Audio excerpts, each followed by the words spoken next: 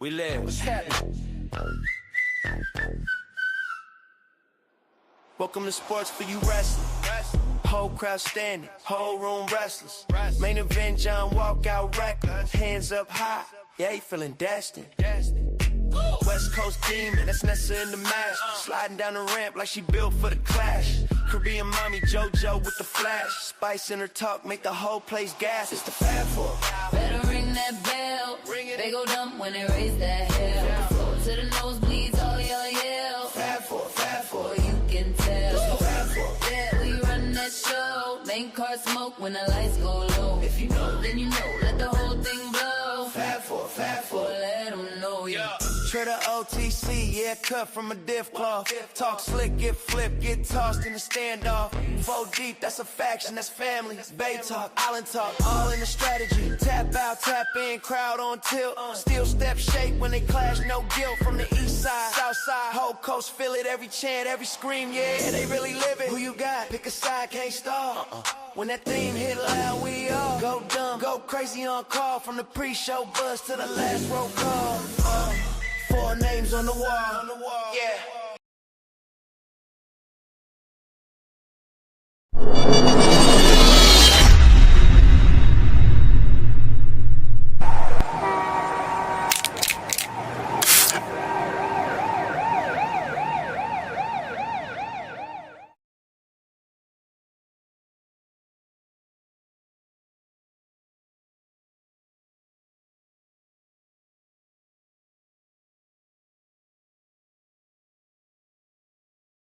Welcome to Sports for You Wrestling. It's our ring, our section. From the bay, we flexing. Fat four, kick the crowd out, all guessing. Welcome to Sports for You. See, we talked about this for the past 6 months or so, but no one heard us.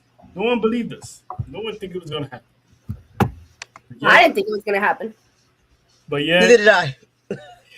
here we are, as Drew McIntyre As who? would say, we paid for it. Drew McIntyre. Prayed for this and it happened. The bloodline is officially back. And we're also back. Speaking of, hey, listen, did you miss us? Because, listen, we would say we missed y'all, but listen, we was on vacation. So, listen, y'all cool, but we was on vacation.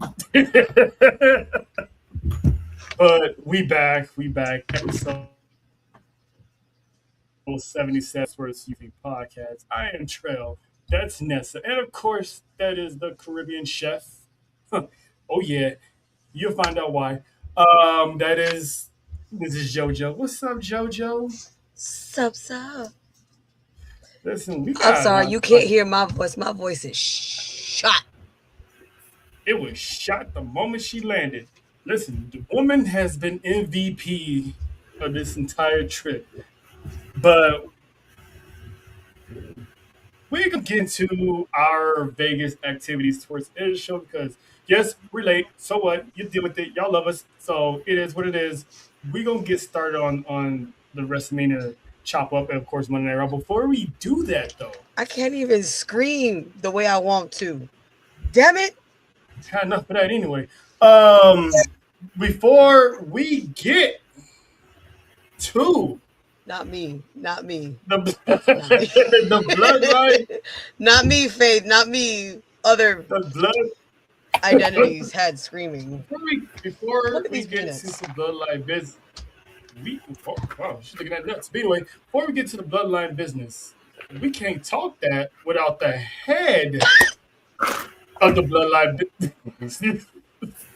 This woman went on an apology tour earlier today, and listen, I couldn't stop laughing. I was at the gym. I'm on the treadmill just dying. Didn't care if anyone was looking at me or not.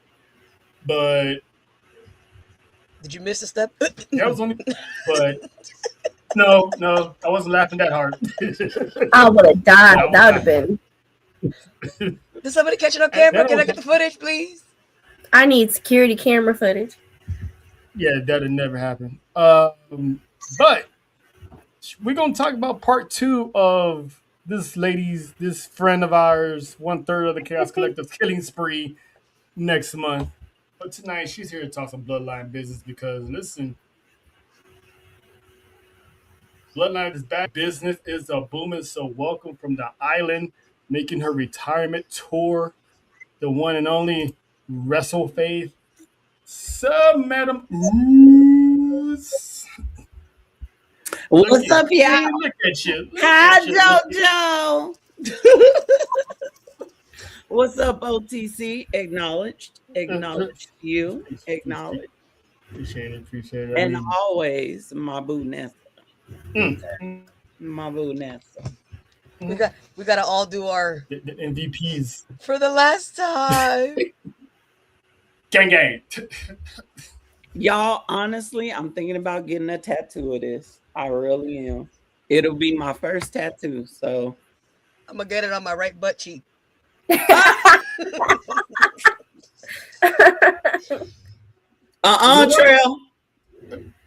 I saw the look on your face. Don't do it. Can I be there?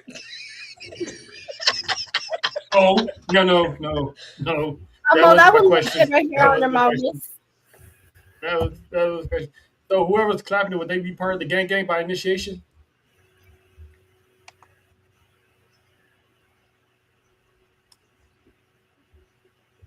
Ain't no words to that. Just all right. Nessa done ran out of drink. Yeah, get it. Already! It's only the beginning of the show. Sports PSP, don't give me that. Don't give me that. This is what happens when we take off for a week. Yup. Listen, we got stuff to talk about, stories to tell, people we met, and listen, the chaos that was caused in Sin City. But first, WrestleMania is now in the dust. Done and dusted. It was, I would say, a hot and cold paper. Is that the whole order? Or was that Hennessy?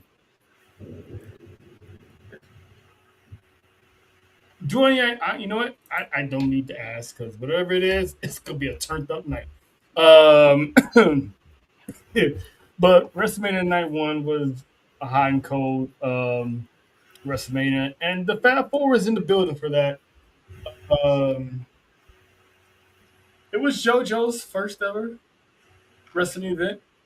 Oh. It was Tahana's first ever WrestleMania. So the girls were excited, the girls are happy, and that's all that mattered, that they had a good time. But let's go down this. That is not the only thing that made us happy, though. I know it's not, but you know, bear with everyone. As far as they know, that's what made y'all happy. Okay. But this card was like one of the shortest WrestleMania cards of all time on night 1. So there was more commercials than it was wrestling interested. There was more commercials than it was matches. Well, the commercials were longer than the matches, if you will. All of them were like pretty much less than 10 minutes except for the main event. The entrances were longer than the fucking matches. Let's be real. This is true. Listen, So, the entrances were so long that I made it to the bathroom and back for Pat McAfee, and he was still halfway down the ramp. I was like, "What? Damn!" And there was a line too. don't get me started on Pat McAfee because I got questions. But we get to that. We all got questions. We got to yeet. The four of us got to yeet at the same time because the Usos. I need those videos, by the way. I don't have the videos of us eating. John has it. Oh, okay. The Usos, LA Knight versus The Vision and ISHO Speed. Listen, I'll make this short, quick. ISHO Speed stole the show. He hit Logan Paul with a Logan Paul move, which was that was a high spot for him. Whoa. Oh, we are keeping it rated G because we all G's. Anyway, Hey. It's always rated G over here. Come on now. But Faith, what was your thoughts on ISHO Speed's performance? if they knew how it was in Vegas, they understand that was That Disney definitely G. was not But rated G. I was not rated G for shit. That was rated all sorts of RX, God damn. a whole bunch See, of there is some tea to be spilled and sipped. All right. Hey, Yes, sir. trust you go laugh your ass off, but it's one of those stories you can't tell on camera. Understood. I'm gonna but tell But you he how. was what's done your, how would you before rate even that? WrestleMania. I'll tell you how I feel about that opening match. You ready for my honest opinion? Yes. Oh shit! Let them know. And y'all know I love my twins. Y'all know I love the Usos. I love Big Jim. Excuse me, not Jimmy. Big Jim, not the little one. Uh, and I love Mr. Jason. Okay. Oh, Jason. Okay, Jameson, Jason, however you want to call it. He was looking like Jason. Okay, the boy was looking good. However,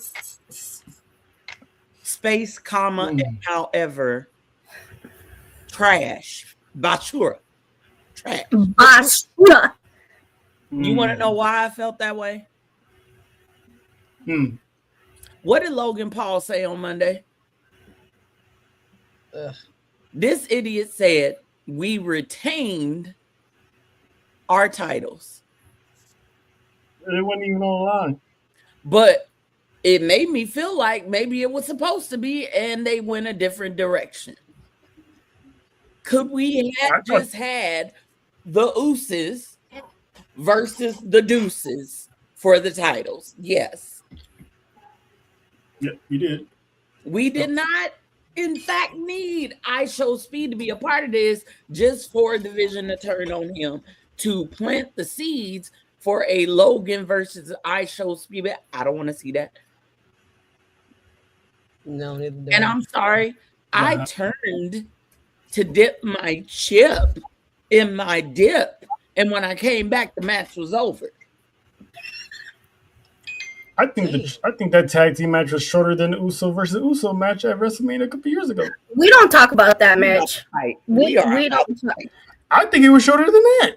It We don't was. talk about that match. It was. And please explain to me. I'm glad LA Knight got the win, but I didn't get no I Show Speed 1D. Please explain to me why LA Knight couldn't have pinned I Show Speed, because for what, a week or two, they were interactive. That was the thing. Why have a singles wrestler pin the damn tag champ? If you wanted the tag champ to get pinned, put one of the other tag teams on top to pin him. Pause. And why would you book Logan Paul to turn on I Show Speed in the first place? You could have just had the Usos and I Show Speed if that was I know if they was gonna go that route. That ending part didn't make no sense. And I get the whole point of it being viral. You get your viral moment.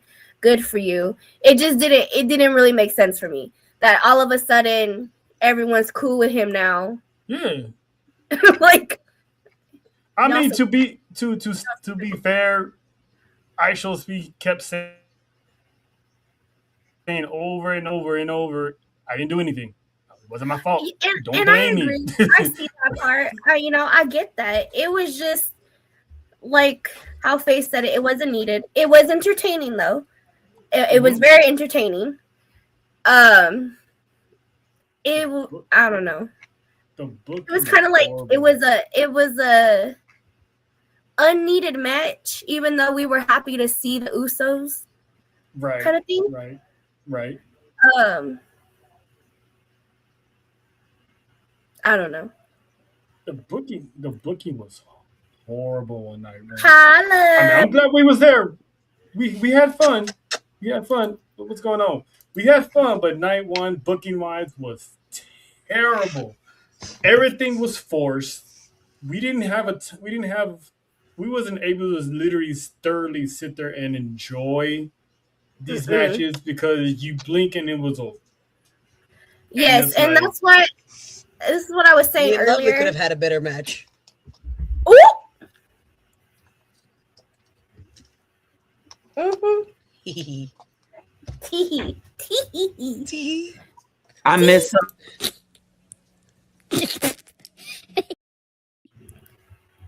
I understand that they wanted to add more matches. Yeah. I get that. But I feel like them adding more matches hurt the show itself. Mm-hmm. It did. And It did. if you wanted, and I get WrestleMania is all about the entrances and all about, blah, blah, blah. We could have cut the different costumes. We could have cut down on a lot of those entrances to get more of a match. Mm-hmm. A lot of them. We had more entrance and commercials. And plus they ended. It felt like the way it was scheduled. They started They started at 3, and then it was over by like 7:30. I mean, this is supposed to be WrestleMania. This is the one time you're allowed to have a longer period of time. Mm-hmm. So it's like what it is, because the fact that they did this on ESPN, it felt like an episode of Monday Night Raw. Even there live, it felt like an episode of Monday Night Raw. And it's like that on ESPN television, because even in UFC, you get so many commercials, as opposed when UFC had regular pay-per-views, when it was like less commercials, because you had the hype-up video, the entrances, then the commercials, then the match starts. Like the best match was Jelly Roll against that table. Hey. The way that looked from up top was crazy. Shout out to the table didn't even break; it exploded. The way I feel like, I know we're gonna be going back and forth a lot. So, but for that match itself, I feel like the way they brought out Jolly Roll was perfect, because Pat McAfee did not need an entrance. He really didn't. I was like, cool, you're gonna be involved, but you didn't need a whole entrance to yourself. He could have came out with Randy, to be honest. Yeah, exactly. He could have came out with Randy. He didn't need a whole entrance. Hey, Devin.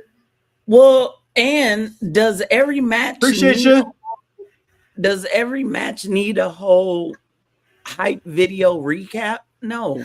I actually was kind of intrigued about that, just because they've never really done that before. It was a waste of time. It was a time filler. It was something you could have added to matches to make the matches better. Mm-hmm. Night 1 was rushed. It was very much felt as rushed. It was very much, what the hell is this? It was very much, I don't want this vomit.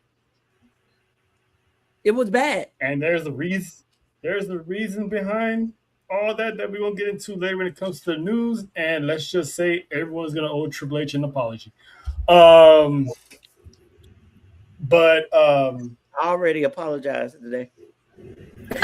She's like, I ain't doing it again.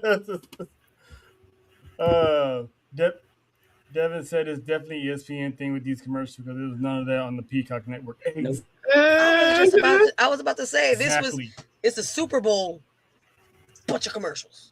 But here's what I don't understand, and here's my question. Why was like 75% of them WWE commercials? We could see that on Monday and Tuesday and Friday. Why sponsors? Them at Mania? Yeah. Where are the sponsors? You got this. If they're gonna treat this like the Super Bowl, have the sponsors, have the actual commercials. If you're gonna put commercials, because like Faye said, what Charles trying to say is he wanted a Doug live. Give me a little bit of the DoorDash. Oh no! Don't splash. That's on USA though. No, never mind. That's on USA. I just realized networks have different set of commercials. So the reason why we finally got Doug is because it was ESPN. That's a whole different channel. So I was happy about that Doug moment. They should have more shows on ESPN just for that fact. And how many times I gotta be reminded about Hulk Hogan's documentary? Girl, we were reminded the whole weekend. Whole weekend. I mean, we went to WWE World. That was a long ass line for the Hulk Hogan Museum, whatever the hell that was. It better not have been walked right by it. Everybody. It better not be none of this in that line. It was everybody. It was everybody. It was everybody. And Triple H came out, and it was kind of like, okay, I get why you're out here, but ain't nobody trying to hear you talk about, yeah, Mr. Terry. Yeah, there was some of us spoke in that line. We not a lot. I'm not gonna say it was a whole lot, but it was some of us. We had to pass by that damn thing every time to get to the meet and greet, and I'm just like, like, let me walk faster at this point. Right. So the next match that I actually enjoyed was the first one for JoJo, because she got introduced to Paige for the first time as she made her return to WWE at WrestleMania. It wasn't much of a surprise because they spoiled it the night before.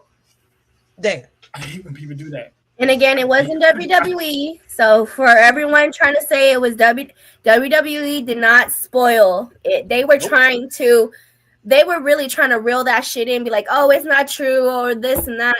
They was trying real bad to, what's that word? Damage control. Yeah, because they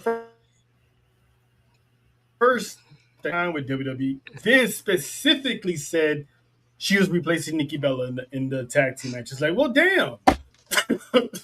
We gonna be there. Let us see for ourselves. It was still a good moment, but it's like, was it though? We already, for one reason though, I'm glad that she had a chance for a third run in her career, because her second one was kind of cut short. We thought she'd never wrestle again. So seeing her, it was a good moment for me, because I'm a big fan of Paige. I was happy with her coming back. I didn't feel like it needed to be for that match. That's what I'm saying. Exactly. It definitely did not need to be for that match. But I was happy. Again, a lot of this was more like little me.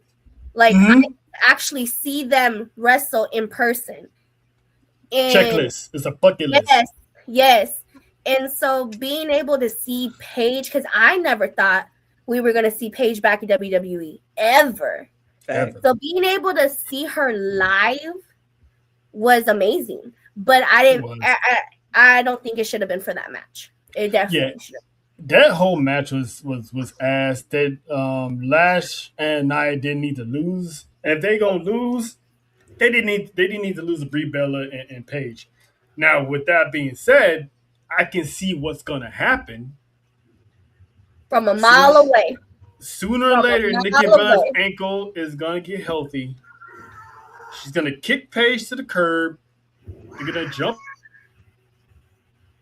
her out. She's gonna tie the twins. Gonna be tag team champions. It's gonna leave Paige without a tag team partner. And then who's gonna come to the rescue? The woman who lost her Intercontinental Championship. So we're looking at the Bella Twins versus Paige and AJ Lee at some point, probably SummerSlam, to be honest with you. And we haven't seen this match since AJ Lee's final match at WrestleMania a few years ago. So they're definitely running this back. JoJo, how did you feel about the match, and what's your thoughts of Paige, since you got to see it for the first time ever? Honestly, I agree with I would have loved to see her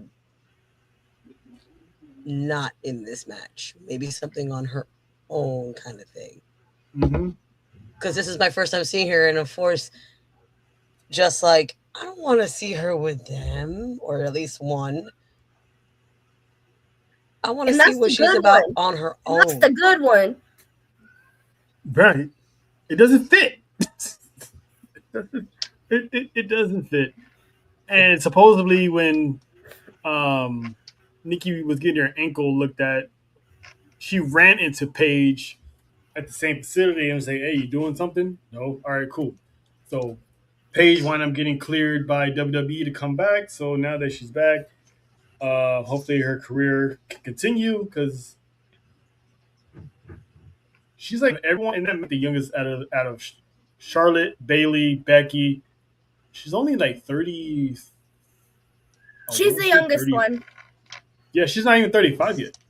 No. I think she's like 2 years older than I am. Yeah. I just wish, and I agree with BRF Sports. I just wish what I think they could have done is to keep Paige out of the tag match, still bring her back at Mania, keep Paige out of the tag match, remove the Bellas, put the Kabuki Warriors in, give Asuka her moment. Okay. If you wanted the Bellas to have the titles, don't put it on Bailey and Lyra. Don't let Nia and Lash retain. Let the Kabuki Warriors win it at Mania. That would have gave Asuka her moment. When Nikki got healed, have the Bellas versus Asuka and Kairi. That would have been an ample opportunity for Io to come out and cost them the title. Then the Bellas get the titles. Then you move on. What you could have done with Paige at Mania is during the Becky AJ Lee match, have Paige come out, interrupt that match, cost AJ Lee, and stood hand in hand with Becky because Team PCB makes sense. And Paige and AJ Lee have better history. Yep. So just saying, you could have wrote it that way. I'm not saying pay me, but pay me. Faith, have you been watching the show? I've been watching the show. Because that's what I was saying. And I remember John was like, they're not gonna do that. They don't need to put them in. I'm like, that's if you're gonna hold off Io versus Asuka, plug in the Kabuki Warriors, because you could run Io and Asuka at Backlash or then at a later time, which just looked like what they about to do anyway. So and I predicted Paige, if she was coming back, to interject herself in that Intercontinental Championship match. There's so many ways they could have did that. She did not need to be in there. You could put the Kabuki Warriors in there because Io came out to help Rhea anyway. So Io, in a way, had her WrestleMania moment by being out there with Rhea. So you could have easily just slid the Kabuki Warriors in there. Asuka would have been at WrestleMania. She was left off the card. That shouldn't have been left off the card. But that's another complaint for another day. But all I know is that I'm not happy, but I was happy to see Paige. Yeah. I was very shocked. Yeah. All that was missing from me was this is my house. It's coming. It's coming. I wanted it. You could have gave that to me and I would have been okay. It's coming. It was still weird seeing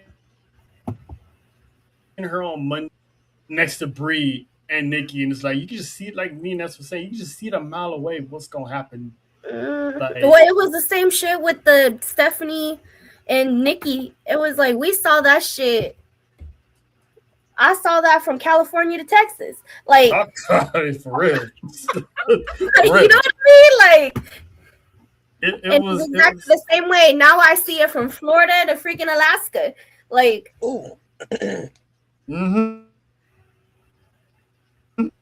It's obvious what's happening here because there's no way Paige is gonna be linked over Brie Bella for the long haul, and you're gonna have a healthy Nikki Bella.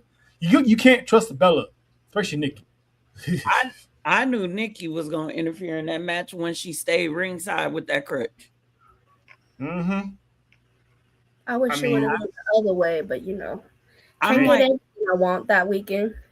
Are we in 2026? Are we back in 2014, 2013? Because that's what the writing for that whole thing felt like. The Divas Revolution all over again.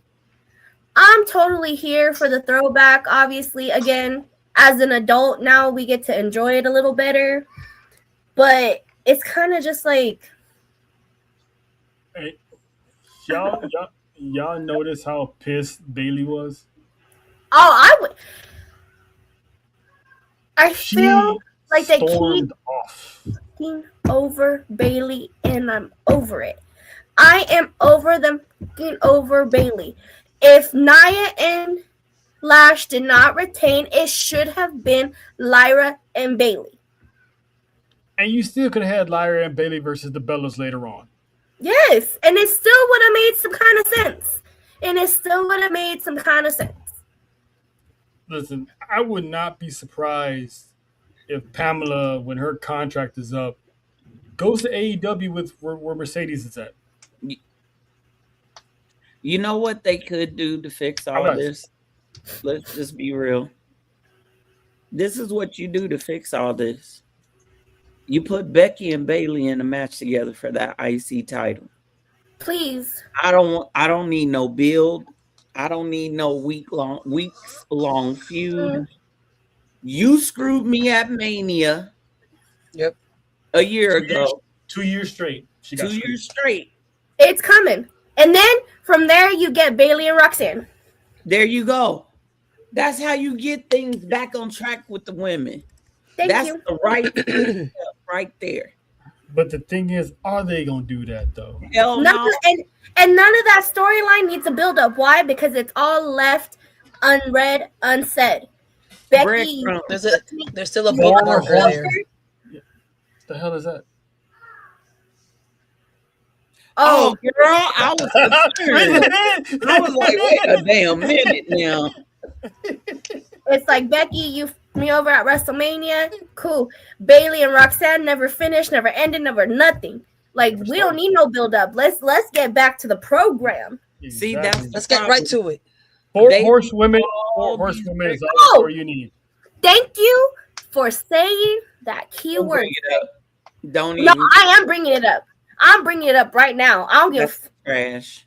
They ate the horsewomen. Thank you. Thank you.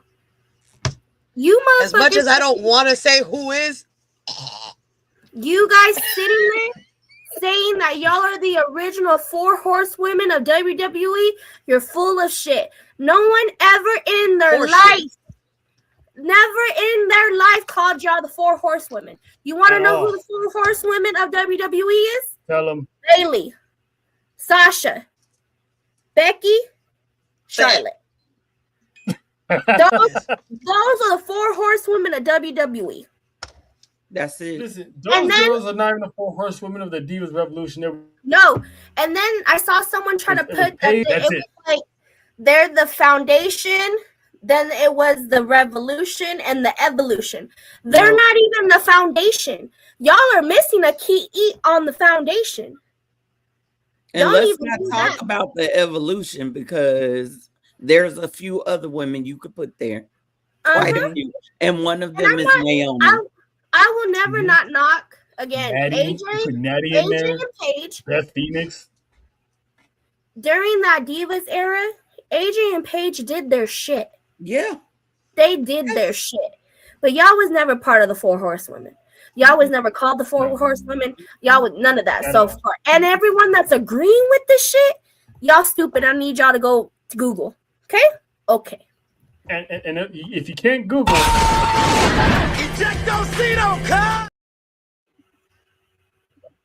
I mean, if you can't talk to Google, because every phone got a. All I gotta say is, "Hey Siri," and that shit lights up. Like, and it's like they're not pioneers of that because you can't look over Lay Cool. Nope. They was a big hit. Co-women's champion, which has never been done. And then Mickey, she was part of the Evolution. She came in and out. And then Charlotte, she helped with the 4 horsewomen spearhead the women's revolution. It's like Sasha, like so, I will never in the face. I will never not knock Paige and AJ. Paige and AJ were definitely a tipping of the iceberg. They were different. They were this. They were that. And yes, see, AJ and Paige worked hard to get the women to have longer matches. My throat is about to burn after I say this. Have longer matches and all that, but the 4 horsewomen were the ones that put the women's matches on the map for having bangers down in NXT. I can't even say this shit. I'm waiting for you to say. I want to hear you say it. Okay. Who you about to And it's one more than the other. Here it comes. Say it. The Bella twins And it's not even it's not even for the Divas Revolution. I will give them their props for making it more mainstream. They mainstreamed it, okay? If it wasn't for Total Divas and their damn spinoff, I feel like they were the help to mainstream wrestling. They were able to grab a different audience to bring them in to the wrestling world. Oh, that hurt so bad. I know it did, baby. That hurts so bad. But when it comes to actual wrestling and the evolution of it all, I feel like they were just a pebble. Not even a pebble. A fucking tiny ass rock in the pavement of my shoe. Okay? Tiny ass pavement of my shoe. Because there were way more women for the women's revolution. That definitely paved the way for everything else that is happening for women's wrestling. Yep. And I will say the fact that the Bella twins, and I'm not even hating. Again, this is not even anything. Because if you really watched during that time, they really didn't do much for it besides mainstream it. Yeah, it wasn't because of their matches. But and who she was dating. And because let's be real, when it came to women's matches, all eyes were on NXT. All eyes was on Sasha versus Bayley at Takeover in Brooklyn. 5-star. I'm sorry. The 4 horsewomen having matches at NXT, and they got a standing ovation. Mainstream and who you were dating is what is reason why you are considered WWE Hall of Famers now. And Brie Bella is actually a better wrestler than Nick. But anyway, you know what? Let's call it for what it is. You know, they built her as the dominant sister, but we all know who the better sister was because she actually learned from her wrestling husband, just boyfriend. You know, she actually married her man. And again, for everybody, I don't care who hates my take on it. I don't give a damn. I really need y'all to watch. Pay attention. Go back and watch this shit. Because if you weren't watching it when it was happening, you need to go back and watch it. And really pay attention to it as an adult now. If you can find it, WWE and ESPN, we're the library. That too. Y'all done took YouTube and everything. Where it at? YouTube. YouTube it. YouTube it. It's there on YouTube. But no, you guys are not this. This is not y'all. You never will be. You not even this. You not even. This is not y'all. This is y'all. Becky, Dang. Charlotte, Head, Sasha, and Bayley. This is what y'all do. The head. This is y'all. Nothing with a. Never mind. You know what? Hey, Ronda choke on it. Ronda Rousey said the best in that one promo. Just saying. Let's just be real. John Cena, Daniel Bryanson or Bryan Danielson, however you know him. CM Punk. Okay. And the one that just got sent to prison, who shall remain nameless. Y'all know who I'm talking about. He live in Mexico, but we gonna be there. That's all. Yeah. The known offender that the people that were upset got screwed out of the AAA title, knowing that WWE was not going to employ him for said reasons.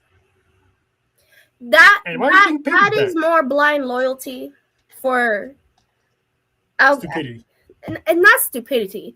It's more of the blind loyalty of where we're from. That's what that is. Because everyone's got their person that they proud from in their, in their country and their shit, and that's what that is. That's what that was. That's true. Yeah, some people don't care about the stuff he done. It's like, free him. That's why they don't like Vikingo. Let's be real. And it's like, it's not even his fault. Not she talking about, are we keeping it clean over here? No. When do we ever, It's sir? always us that have to keep agreeing. What? Sir, listen. Why JoJo when she said that? Sir, listen. Respectfully, you can lock the door on the way out. We love you, Sheen.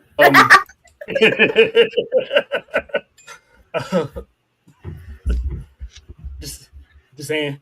But yeah, for me, it's always gonna be two people, Paige and AJ. They're the only two that will have any legitimate claim to anything revolving the Revolution. Because those two, that rivalry, flip flopping the titles back and forth, made it that way. And there was the only two that was legit wrestling too. Let's keep that up, but it wasn't in underwear, get attention with these diva swimsuits. They kind of partake, but at the same time they really didn't. You know what though? That diva search, yes, it was a little sexist and this that, but we did get some good wrestlers from them. Yeah, Michelle McCool, Layla. and Maurice. Hey, Maurice was doing her thing before she left. Okay. Yeah, you know what? Yeah. Yeah, so it's Marie. Gotta give her flowers. AJ was part of that little contest too. Yeah, and she woke up and started putting on some Chuck Taylors and some shorts. Like, this is. But me. that's what I'm saying. Like, I understand why they were doing that again because sex sells. But in the end of it, they also put in the work. Those are the very few that literally did put in the work. Yep. Because like Nessa said, Maurice, she was really out of here. I loved it when she did that shit. Ugh. I mean, the fact that Miz was able to bag her. How? I still am trying to figure it out. Right? He tried to speak French, and she was like, "Oh, it's like it's funny French and fine put together." Mm-hmm. That's true. That's pretty much what it is. It's very much what that is. Opposite. Oh, you know what? Caitlyn, yes. Caitlyn. She was good. I love that Caitlyn AJ Lee rivalry. That was very underrated. And shout out to Big E during that rivalry. Shout out to Big E. I mean, the man they had Big E doing all types of stuff. Being a secret admirer, that was even that. Like if we talk about AJ Lee, it's like she was also put in that position where she was the girlfriend. She was kissing everybody. She was it, but she also backed it up in the ring. You know what I mean? Like it wasn't just sex. It was also like I could fuck you up and still make out with you and rock your world. And I think had you second guessing, like, wait, is she okay? Manager. Who? She was a general manager. Yeah. She looked clean in them. She had that little wannabe scandal with John Cena coming out of John Cena. It's like with the hotel room. Yeah, they really made it seem like AJ Lee was out there. Mm-hmm. And when you know what I'm saying, so it's like I don't know how it is in the locker room. Maybe she was, maybe she wasn't. I don't know. It's none of my business. She lived her life. She was at a young prime age to do so let her be. But yeah, so it's AJ and Paige only. What other BS happening on night one that we was a part of? A lot. Orton and Cody Rhodes. Ooh, we just gonna skip a shit ton and go to that. Yeah, okay. we are. Okay. This was supposed to have been the crowning moment. This is the year of Randall. What the fuck is wrong with you, WWE? This is supposed to be the crowning moment of Randy Orton. But it goes back to what this goes back to what me and Faith and all of us were talking about last year when we had talked about they were planning on Cody Rhodes to be champion past WrestleMania. And it happened. Y'all remember what I told y'all? I said they tried to hold that title for at least the next 3 to 4 years. But and it's a year later, and Cody Rhodes is champion again. I glad it all ties in together. I'm glad that they're giving him different matches outside of the bloodline, but then it still feels like it's tied in with the bloodline. Because that's his only way of living. The bloodline is. And again, like I said earlier, I understand that everyone's mad about Pat McAfee being back, blah, blah, blah, blah. I'm happy Pat McAfee's back. I love Pat McAfee. But I just don't understand. Like, even Trout, looking at Trout after that match, that man was staring hard at the ring, like, puzzled. Like, what the? Like, he was just like. I'm like, what the fucking point? You know how when the computer does that with the circle? That was Trout's face. To have him turn. Yeah. Yep. That was Trout's face. The only thing I was missing was the AOL dial-up. Yeah. You know what? Because I'm like, was true. And I'll say this: the reason Randy had had to RKO Pat was because they fumbled the story. They did. They fumbled the story. They did not get to the right result. They did not bring in the right person who could have tied all of that together. Mm-hmm. You know where he was? At his daughter's birthday party. You talking about broken promises? Is this what you're talking about? Nope. I'm talking about The Rock.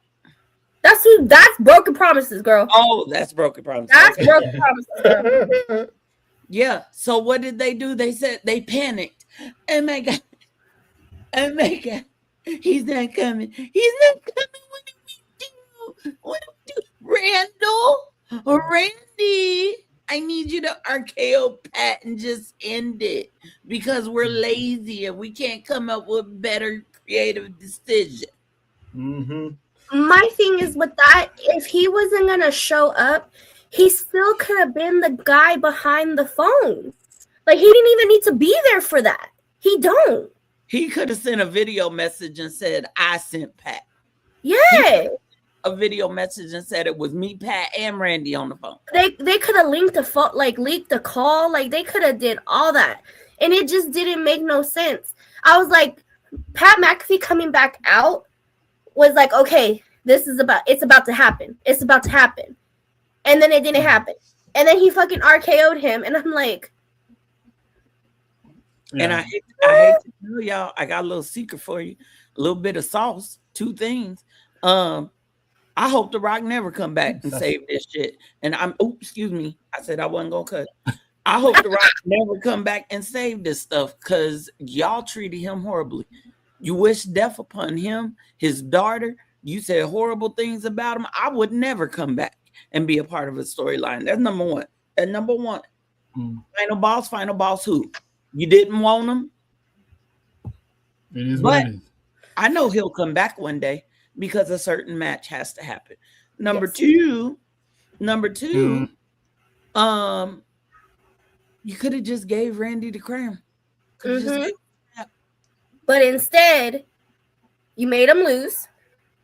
And then afterwards, then you have him punt his ass. Like, I was so mad. Let me hit him with the belt and punt him. Like, what? No, you should have. No. I'm like, you gonna do this after? No. They was ass backwards on that match. That should have been the punt. Should have been the tie to where he won the belt. He should have punt his ass and went 1, 2, 3. And send him on the injured reserve list with that evil left eye he has. Oh, you mean the one with the cold cheese lips? Yes. Because that's what it looked like. It looked like he got too. Anyway, they had to cancel Cody Rhodes meet and greets the next day because of it. Mm-hmm. Here's my thing. Any other wrestler with a possible orbital, y'all know what the word I'm trying to say. Orbital. That one. Anybody with that type of injury, concussion protocol, you had the daggone WWE logo from the belt imprinted. You have staples in the back of your head, sutures in the front and side. Anybody else, they would have told, no, you can't come back. But this brother, he gets to keep the title.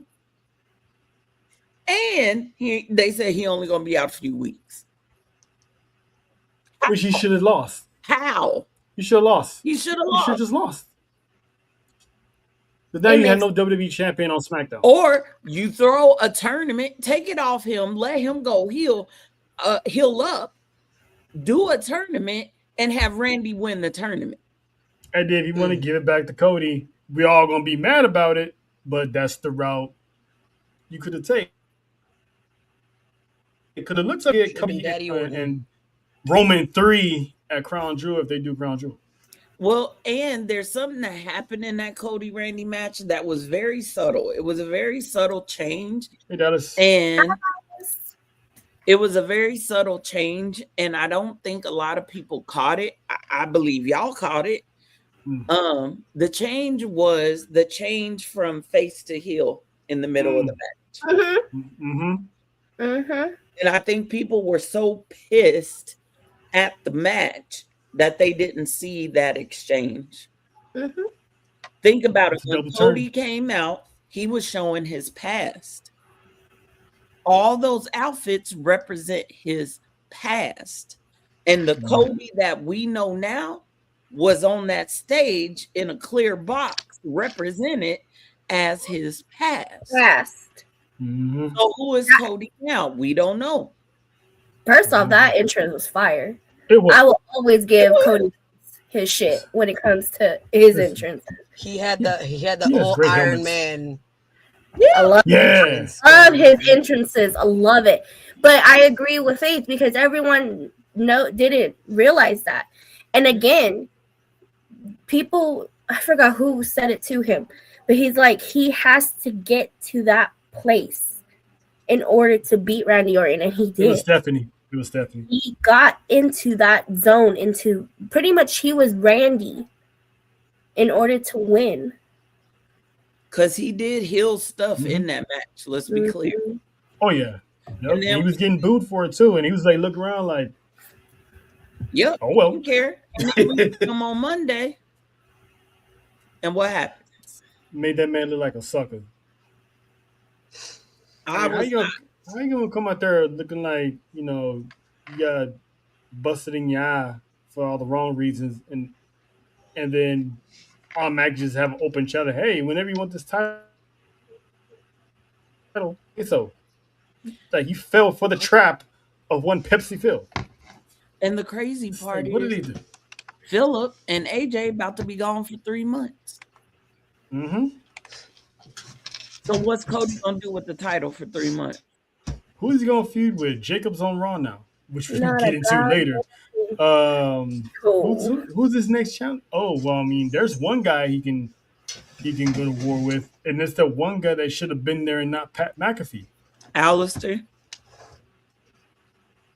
Who's the one always in Randy's ear every single time? Always in Sami Zayn's ear every single time? It was Alistair. That would have made a whole bunch of sense. See, when Aleister Black came back, everyone was like, he's the new Karrion Kross. Why not lean into that shit? That would have been even more perfect. They fumbled another one. Here's the problem I have with Aleister or anybody else facing Cody for that title. I know he's got to have matches, but the top tier stars, unless you go let them have. People complained for 4 years that Roman was holding the title hostage. Yep. If not for John Cena, and if not for Drew, Cody has been holding his title hostage as well. Yup. Because who else has had a chance? The difference between Roman's and Cody's reign is, I feel like, again, even though he held it hostage and no one was happy about it, it was entertaining. Thank you. It was entertaining. And Cody, again, I don't got no problem with Cody Rhodes. I'm a Cody Rhodes fan. I ain't got no problem with him. It is what it is. Shout to Raheem. But this shit is dry as fuck. Again, shout out to Raheem. I'm sitting here calling him Cody Raheem Rhodes, okay? I ain't gonna do it. I'm so here for it. Mm-mm. But dry as fuck. Like drier than them damn biscuits. The Popeyes biscuits? Popeye biscuits. Like I could sit here and drink a whole thing of water and it'll still be dry as fuck. Drier than the Sahara Desert. Like yeah, that's pretty dry. Drier than a hole on the Saturday night special. And it's unfortunate because he's that type of talent that it shouldn't even exactly. Cobwebs and all. You know we can hear you. Cobwebs and all, sir. Huh? Dust. Just dust. And plus, Roman's reign, he elevated the people he was in the ring with. He made Logan Paul look good. He made Matt Riddle look good. He even made Montez look good that one time. Oh, I'm sorry. According to IWC, Roman never put anybody over. I mean, if he could listen, the man put Logan Paul, Kevin Owens over 2 times. He put he put Solo over. He put, Big E over. It's like he put a lot of people over. You put him with Cody, it's like, And he elevated those around him. And I'm talking about the Usos. I'm talking about Jay. Mm-hmm. Because if it wasn't for Roman, we would never have this psychotic Drew McIntyre who's going around hurting people because he can't get over the fact he got screwed by the bloodline. Drew McIntyre's been entertaining us because of Roman. And that's what I'm saying. Like, I feel like this is where people that are not fans of Roman Reigns and that are, Cody, this is what y'all are not seeing. Yep. You guys are like, yeah, keep him as cool. Keep him as champion. Make it better. Right. Make it more interesting. It's not. It's really not. Is it on booking, or you think Cody Rhodes doesn't have that personality to make us? No, I think Cody Rhodes has the personality for it. I truly do. I really think it's his booking. I will say this. I'm going to blame booking because, of course, there's accountability to be had there. But I also know that Cody has a certain say in his creative. And one thing Cody has fought tooth and nail is to not turn heel. Why? Because he was slated, if y'all go back, he was slated to be the new John Cena. But even with John Cena, as a John Cena fan and being able to watch him from beginning to end, I would have loved to have a heel John Cena. You know what I mean? I would have loved it. Just wait. We did, but not as the. I saw y'all got PCA, so. Sorry. Might as well just pop your head in there. That was Baby Oos. Now her hair ain't done. She ain't coming on this camera. But yeah, it's just you can't compare apples to oranges. I mean, that it goes to show how more viable Roman Reigns was to WWE in his absence and how much he was missed. Roman Reigns has a certain aura to him now because at first I would be like, I wasn't really feeling Roman Reigns.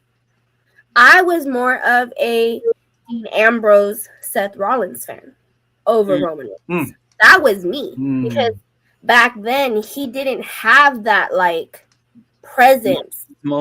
Yeah, he didn't have that presence of if this was me back then, I would have never thought one day in hell that he'd be where he is right now. If you would have asked me that then, I'd have been like, he's not going to be top dog. He is not going to be the face of the fucking... No. I would have probably told you from them 3, I would have said it was Seth Rollins. I thought for a while, I thought it was Dean Ambrose. Me too, until he left. They fumbled that. They definitely I will say this about Cody. Because Cody, I ain't gave you your apologies yet, but bruh, it's a long list. And you'll get Tune in May 9th. But I will say this about Cody. Let's hope I make it. What's wrong, baby? That's Oh, she's gonna be one of the other. Oh, She's either gonna be with us or she'll be live on location. One of the two. She said, I hope I make it. I was like, no, Jesus, who I need to pray to? What's going on?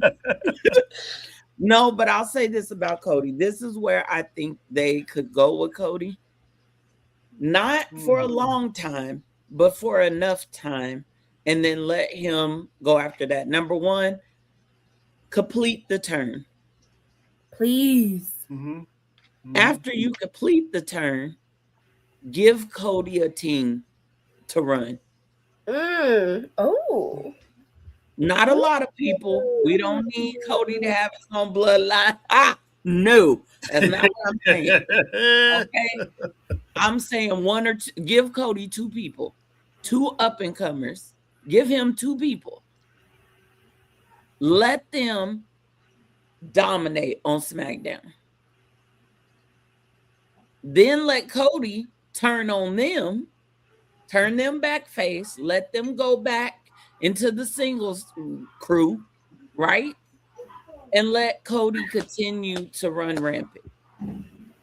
Hi, baby. Something different, something he's never done before.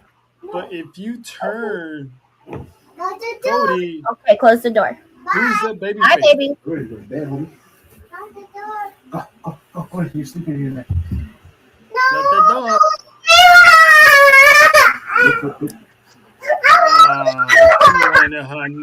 She wanted her tia. Oh man, we wanted to be nosy. But anyway, true. Wow.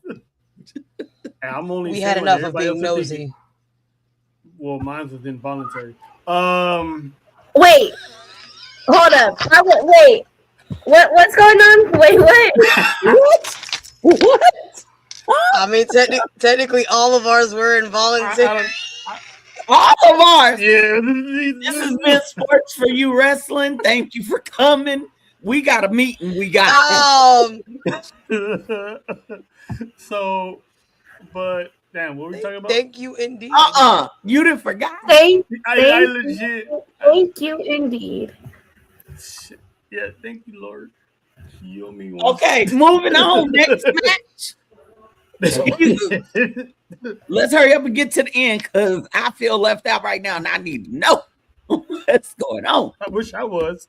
We're gonna get to the Tahana Bowl, which is what we was looking forward to. Liv Morgan, Stephanie Vaquer. That match, that one. Hell no. You know what? Where's your big goose at? I need back here. That was me though.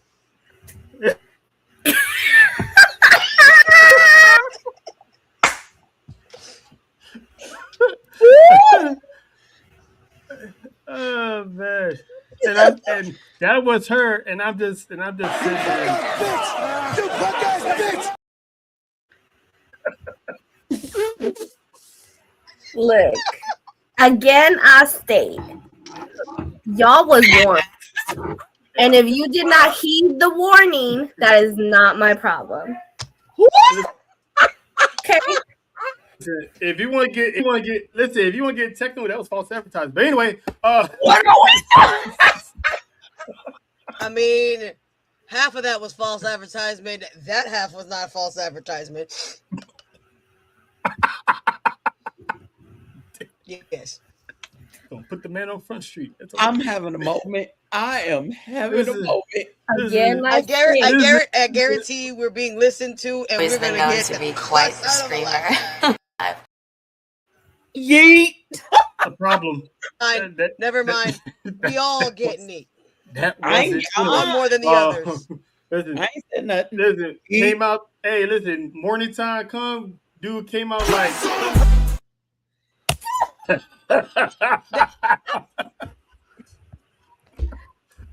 I'm okay. I need my inhaler. You just walked in like, hi y'all, and like nothing happened. Babe, while my behind sitting there just ain't God good. Listen. Me and JoJo had a moment. He's like, they're awake? Uh-huh. Oh, uh-huh. As you were. crawled my behind back in bed. What you mean? Listen. All I'm gonna say, Faith, is what alarm clock. But They Stephanie woke him Lucker, up, which woke me up. Because that boy went to shuffling around the house, and I'm like, I had nothing else to do. The shuffling had to drown out. I tried to shuffle as loud as I could. You almost got shot. Hey, that would have been better. Boy, if you don't sit your ass down somewhere. You was up for me. You was like, oh, good, he's awake. No. What got me up was that, because there are moments I'm like, I hear the shuffle. All right, I'm going to go back to sleep. I don't hear it no more. And then, my man's. Yeah. Sit that ass down somewhere. Let's see. Can't use the bathroom in peace. But anyway, I got so many questions. Stephanie Lucker. Liv Morgan, the Tahana Bowl. It was Team JoJo, Team Nessa. That match was way too short for what it was.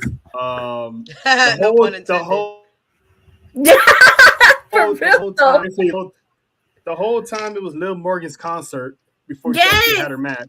Oh my God. I'm like, and now Nessa, you wasn't here Monday, but that's her theme song they using now. I heard it. Look, as soon as they played it on Monday, I texted Trell. I was like, Nessa. Oh no. Yep. I was like, oh no. Shabo. That's me. Her voice is already annoying, and then now I have the song. And again, I get the whole, I've also gotten sometimes where people are like, your voice is annoying, your voice is little. Liv. Who said that? I've gotten it a lot. It's not y'all. This is just Liv. Babe. I sound like Stitch. I don't know what else to call you. I like the song. It's catchy. I don't need to hear it every Monday. I'm already hearing it all over my timeline. Mm-hmm. I don't need to hear it at all. I don't want to hear it. Go back to the old song, please. Faith. Yes, ma'am. Go ahead. Thank you for waiting. Sorry about that. No, thank you for waiting. I'm sorry. Couple of gripes. I got a couple of gripes, and I just want to about the entrance. Just feel like I need to point them out. Uh-oh. Go ahead. Number one, you was lip singing. Let's just point that out. You could have had a mic on, could have done it live. I understand why you didn't. Number two, why do a whole routine before your match? It is what it is. Number three, I am not the one to body shame anyone. No, I'm not. I'm not. But oh boy, that you were dancing with. Oh yeah. Wasn't nobody in NXT that maybe we ain't seen on TV with some six packs and muscles, and not the dollar store taco meat chest hair. There wasn't nobody. What none of them security guards that was keeping you and Stephanie Varrar separated from each other. She could have even had Dominic just stand there and she danced on him. Like you couldn't and then it took you for, and then they couldn't even get the outfit off of you. One of them tried to rip it by your crotch, her hand slipped. She had to go back in for a double dip. I'm just saying. I'm glad I wasn't the only one that saw that. That's all I'm saying. When I dip, you dip, she dip. Anyway. Hey! That song was stuck in my head all WrestleMania weekend. I was pissed. That song was stuck in our head. We was playing Uno. Again, it's a good song. Good for you. Do you? But I don't want to hear it every Monday. I really don't. I don't need to hear We gonna hear it now. We gonna hear it every Monday now. Yeah. I'm gonna be like, trouble, shoot me. I know Nessa's remixes are the best. Shout out to my dad. My dad gave me that talent. Yeah. Nessa's remix and ad libs are chef's kiss. Chef's kiss. I prefer those over the regular ones. I just want Naomi to come back and be like, dance. I'm not, if we about to do music video entrances, just get her and Jimmy out there. Every time they come out, just her and Jimmy. Just no more babies right now, please. Speaking, thank you. Perfect segue, JoJo. Speaking of babies, the EST, WWE, when she interrupted John Cena, I was like, oh, listen, this is how far JoJo has come. The beginning of 2020, she was about wrestling. When we was at Mania, we were literally, me and her alone was going over storylines of what's going to happen when Bianca comes back, and then all rested on Bianca coming back. Mm-hmm. She comes out, we was like, yes, whatever's going to happen, it's going to happen. And I'm sitting there, she's walking kind of slow, not really bouncing, not twirling her hair. I'm like, she didn't have the ponytail on. I'm like, something ain't right. Why is she dressed all formal like she's going somewhere? Announced that she is pregnant, and look at her belly, she's been pregnant for a while. She's 6 months pregnant. That's where Montez has been. He didn't let himself go. He picked up the pregnancy fat that most fathers do with their girl. When their girl's pregnant, they go to the maternity as much as the women do. So that was the pregnancy fat he was picking up. So when people were body shaming him when he was at that live event, and it's like, man, he let himself go, this and that. Look what happened to Mom. I hope y'all feel bad. But I hope y'all do. Because there was no need for that. Now we understand why he was gone for so long, because her finger wasn't healing. He said, hey, ain't like you doing anything anyway. Let's go ahead and you know what I'm saying? So congratulations to Bianca Belair. And shout out to the Street Profits, because that whole after that pull-out line is crazy. They were like, our pull-out game is weak. And I said, y'all, yeah, because y'all about to have babies at the same time. Y'all might as well Jimmy Uso in there with you. You see that meme that says, don't fight against Rhea and Io? Mm-hmm. He's out here looking. Why are we shouting out Saudi? What are we doing here, Black Arrow? What are we doing here? Hi. You had a question for me? Not shout out to Saudi Arabia. I was gonna say, why we shouting out Saudi for? I'm gonna ask. Are you going? Because we can't. I ain't going there. Ain't nobody got no Saudi money. You need +4. Is it all inclusive? First off, ain't nobody got Saudi money like that. And secondly, does it look like we want to be covered from head to toe? We ain't got. First of all, I run hot anyways. Exactly. Like, no. Happy for you. Have fun. I know. Congratulations to you, sir.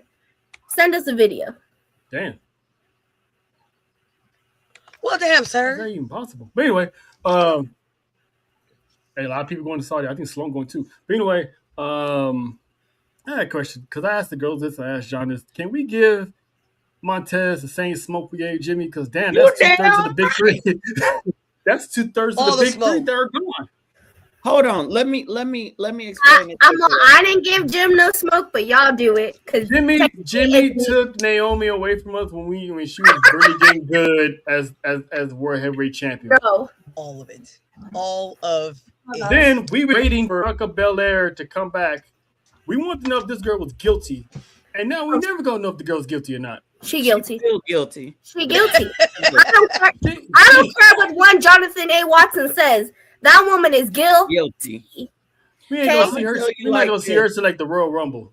We're gonna light one up real quick for our girls that missing in action. Okay. I need Tez, Dawkins, and Jimmy.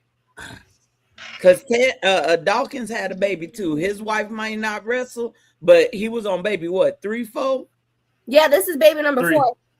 So I need all them to get in a shirt together. One shirt. Just get in one shirt together and say, pull out game. We ruined women's wrestling. And then on the back of the shirt, hashtag we pull out game. Although I think we are going to, well, we're definitely going to get Naomi back before Bianca. I'm hoping. Definitely. Well, we should get Naomi back by summer. See, for sure. I had a theory, and Montez, you killed it for me. But just a backup. There's a backup. I'm needing Naomi to keep her promise to come with baby in hand and whoop some ass. She said breastfeeding her baby. Because I'm going to say this, and Nessa, I love you.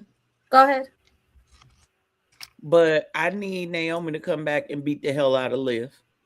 Listen, I'm gonna tell you one thing about Nessa that no one's not understanding. She's only a fan of Liv because Dominic has her on his arm. The moment Liv just dumps, she will give two. I love Liv Morgan. I love Liv Morgan, but my list came out a little bit. I love Liv Morgan. I think she's an amazing wrestler. I think, she doing big things. But same as Rhea. She's only likable because of that. Once that Dom part ends, which I don't think it's gonna end anytime soon. Don't I got a theory. I feel like it's gonna be an Edge and Lita run. And they was together for a while.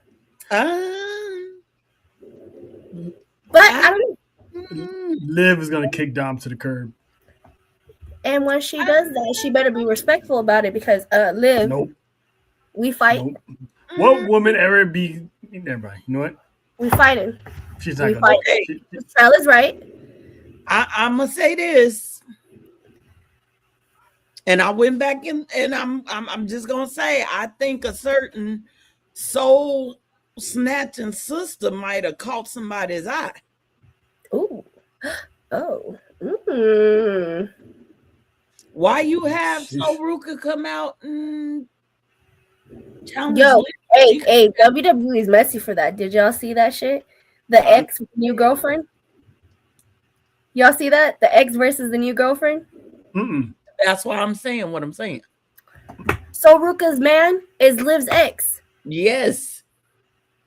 The ex versus the new girlfriend on Monday Night Raw. Wait.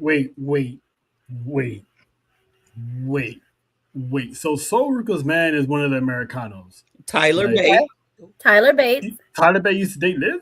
Yup. I had no idea. So it only seems right. I'm not gonna lie, that would be an intriguing dynamic. Because do we really need Soul to be a face on main roster? I think we got a heel winner. No, I would love to see her as a heel. He used to date Tony Storm. Tyler Bates. Yeah. Hello, sir. He's swinging like that. Hey, he's a big old strong boy. Really? Ooh. Down there. Okay, never mind. I don't know about none of that, but y'all know that move he does where he swings. Never mind. All of them above his weight class, and he still pulled them. So shout out to Tyler Bates. That just means that something's working for him. He has an elite roster. Can you imagine the fun that him and Soruka had? Okay, go ahead. They was playing shoots and ladders. But anyway, uppies.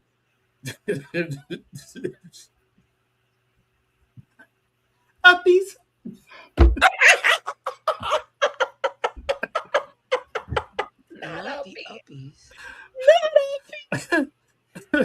No. Goodbye. You know he in the perfect position. Never mind. He is. Oh, he is. Never mind. You know what? Nope. Nope. But anyway, yes, you are correct, Montrellis. Once that connection is over with, I won't really, at all. It's, but now, mind you, when it does happen, she's still. I love you, Dev, from afar. From afar, I'ma love you. Liv, at least Liv will make your eye twitch. No, she does not. Again, I love Liv Morgan. Can I say I had the funniest moment after Dom lost, if I remember it correctly. You heard her and you saw her. Okay. Yeah, you heard and saw. You heard and saw. There you go. When Dom was being interviewed backstage and Jackie asked him about Rhea. Y'all know what I'm talking about? Oh. After he lost his match with Man Panties. Jackie Redmond interviewed him and asked him what he thought about Rhea winning the world title, and that boy went off. He went the hell off. Just to rub it in. Jackie bestie for that. Dom was like, I can't believe you're asking me this. And I just laughed. I love that he can't, like, there's moments where he breaks kayfabe and he can sit there and acknowledge people and all this stuff, but it's like code switch real quick and I'm back. Blah blah blah blah blah blah blah blah. Hey man, there's only one dominant stereo. Gotta love that guy. Look, all I'm gonna say about this match, because the build-up was everything. I wish they would have had more time to cook. Yep. I still think, again, it was still my top 3 match of the night. Yep. Liv getting a devil's kiss and me getting a 4K shot of it. Now, what really should have happened, because Stephanie hit an oblivion. It needed a little work, but she hit that oblivion. I needed Liv to hit Stephanie with the devil's kiss because I needed a 4K of Stephanie going. I thought it was gonna happen. I needed it. It would have if they had enough more time. They didn't give it to me. Right. I was like, how are you gonna have her hit an oblivion and not her? If they had cut down her damn music video entrance, we would have got the damn devil's kiss. That I agree with. Yeah. I agree. That I'm not mad at Liv winning, to be honest. I knew it was gonna happen. Y'all kind of saw it. Stephanie had a good run as champ. I just wish it was just longer. She has plenty of time. Shout out to Stephanie. That match, that build up to that match was top tier. One of the most must see every Monday night, and for it to only go about 7-8 minutes, it was 6. Oh, even worse. I gave them extra time. I mean, Stephanie Vararar put a titty on your forehead. Not Vararar. You killing me with that. Vararar. Which she still had, by the way. And you know what? Liv don't need makeup. She don't. She's going with this, no makeup look. She wants them to see, her what she Crazy did. Loca. I need her to fire her stylist, because what the fuck do you have this bitch wearing at the Hall of Fame? What are we doing here? And then you need to wearing get a nightgown that's torn up. You also need another chapote on the other head for agreeing to this. What are we doing here? She gonna have horns. There was quite a few outfits at the Hall of Fame that were questionable. Very questionable. But my man looked good. Although Mello and Lonnie looked amazing. I am not going to. Of course. Trick and Lash, amazing. Oh, black folks always gonna show up in style. That's not even front. Maurice always kills it. I mean, she definitely double killed it.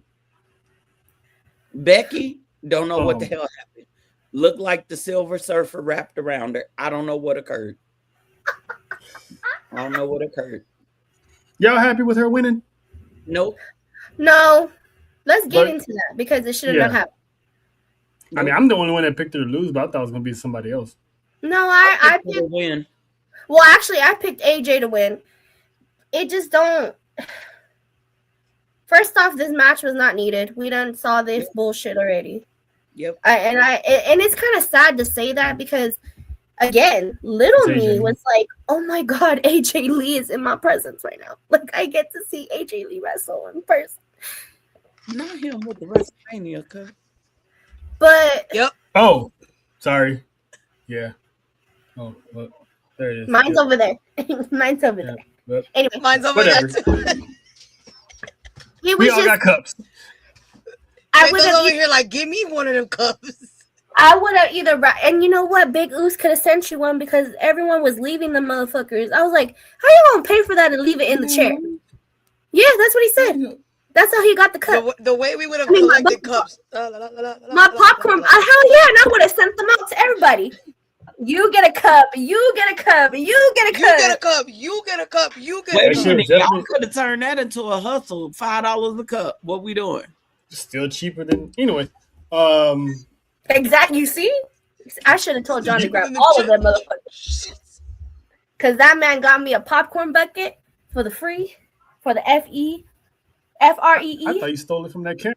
But anyway. Even if he did that, I still for the free E. She loved her man. He did. I hope she had belt money because it was a white lady, so you can only imagine how that would. Oh no! That's why we went the other way because if that lady would have said something while we was walking, I would have pushed her down the motherfucking stairs. I wish she said some shit to my man. I had the bell money. I was waiting, so. Yeah, everyone was actually cool over the weekend. I had 2 incidents that I almost did, and JoJo. Oh yeah. JoJo was there for the first one because it was just me and her. Oh yeah. Dude wouldn't shut the fuck up. Oh yeah. Someone was bad-mouthing Dominic in line. But it wasn't even just that. He wouldn't shut the fuck up. In line for what? Don't tell me he was in line to Jey Uso. No, we were in line to meet Jey Uso, and this kid would not shut the fuck up. Even John was ready to let me loose at that point. Because he was telling him to shut the fuck up. You know, if Jay would have heard that, you probably would have got super kicked. Because if you don't know, Jay, the Usos, Jacob, they all love Dom. Yeah, but he was talking ugly trash about it. And I was like, listen, fans were weird. Y'all better than me. I would have crop dusted them and been like, sorry. Oh, I was ready. JoJo was literally like, she was standing in front of me. And then John showed up, and John was like, relax. And I'm like. And then after a while, John was like, shut up.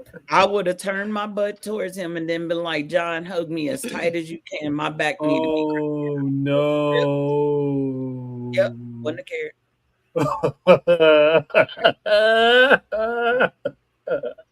Ain't nothing wrong with that. It's a bodily function. It is a bodily function. Yep. Yeah, a Samoan skunk. Nope. And then I would have looked at him and I would have been like, oh, sorry, I didn't mean to release a dirty dog. No. We not even interacted. We came across some very I can't even say intriguing or interesting. We just came across some people. We came across some people that really deserve a chanclazo. More than that, docile. Like I had a tiny belt in my hand that I wanted to just. You should have hit him. But again. But speaking of Jacob, we got to see Big Blood. Yeah. Listen, that entrance was the only good thing about that entire match. I cried during his entrance. I'm not gonna lie. That's the only good thing about that entire match. True. And he cried afterwards. So bless him because I know that means a lot to him. He won a Mania match. Another quick match. So yes. Another quick match. And JoJo got to see him up front. Well, we kind of all did, but she was right there too. It should have been Jacob and Drew for the title at Mania. Yes. And guess what? Jacob should have won. Yes. Jacob should have won the title at Mania. Jacob should have been champion. And then and instead of doing that, they went another route that we're gonna get into later, which I'm low key excited for, but at the same time I'm questioning that move if that was the right move in the first place. Wait till you get to that part. But and then of course you had Seth Rollins with the smoking jacket. Seth Rollins, I was actually happy about that match. I think they came out, they didn't need no build. Even Kev said it earlier. It didn't need any build. They put two wrestlers together. They did the thing, and it was what it was. And you guys know how I feel about Gunther. Yep. But I thought he did his thing. Don't like Gunther. Don't like him. But Seth it got interesting. Seth came back to basics, and that was what he needed to do. Yep. He needed to come back to the basics. And shout out to JoJo for the aerial footage. Me and John spotted a certain dog at the corner of the stage. We just saw a big buff do it in a hoodie. We was like, "Oh shit!" We're like, JoJo, get the camera. Listen, we were in our seats and literally watched this man go 0 to 40 down that long ass ramp, hit that corner, hit that other corner. The way I was sitting down, right, and I'm getting ready to record, and all I hear is Yo Big Oos, right, hovering over me, talking about, you see it? You see it? And I'm like, dude, if you hit me in my head, I'm gonna sock you. I'm like, yes, I got it. I'm ready. I'm ready to press, record. And he's like, look. And I'm like, I'm recording. I hear you. I got it. And he's like, I'm like, dude, if you hit me in my head, I'm about to sock you. I have to say that spear was beautiful. It was Which beautiful. one, the first or the second one? Both. That second one though, you see the way he came down the stage. Oh my god! The ramp. Whatever. See, can't even talk. It was beautiful. I got both. Yeah. Listen, shout out to JoJo because I helped her with the song to put it together. Listen, that shit's hilarious because you hear the and at the same time he's like running, so it's like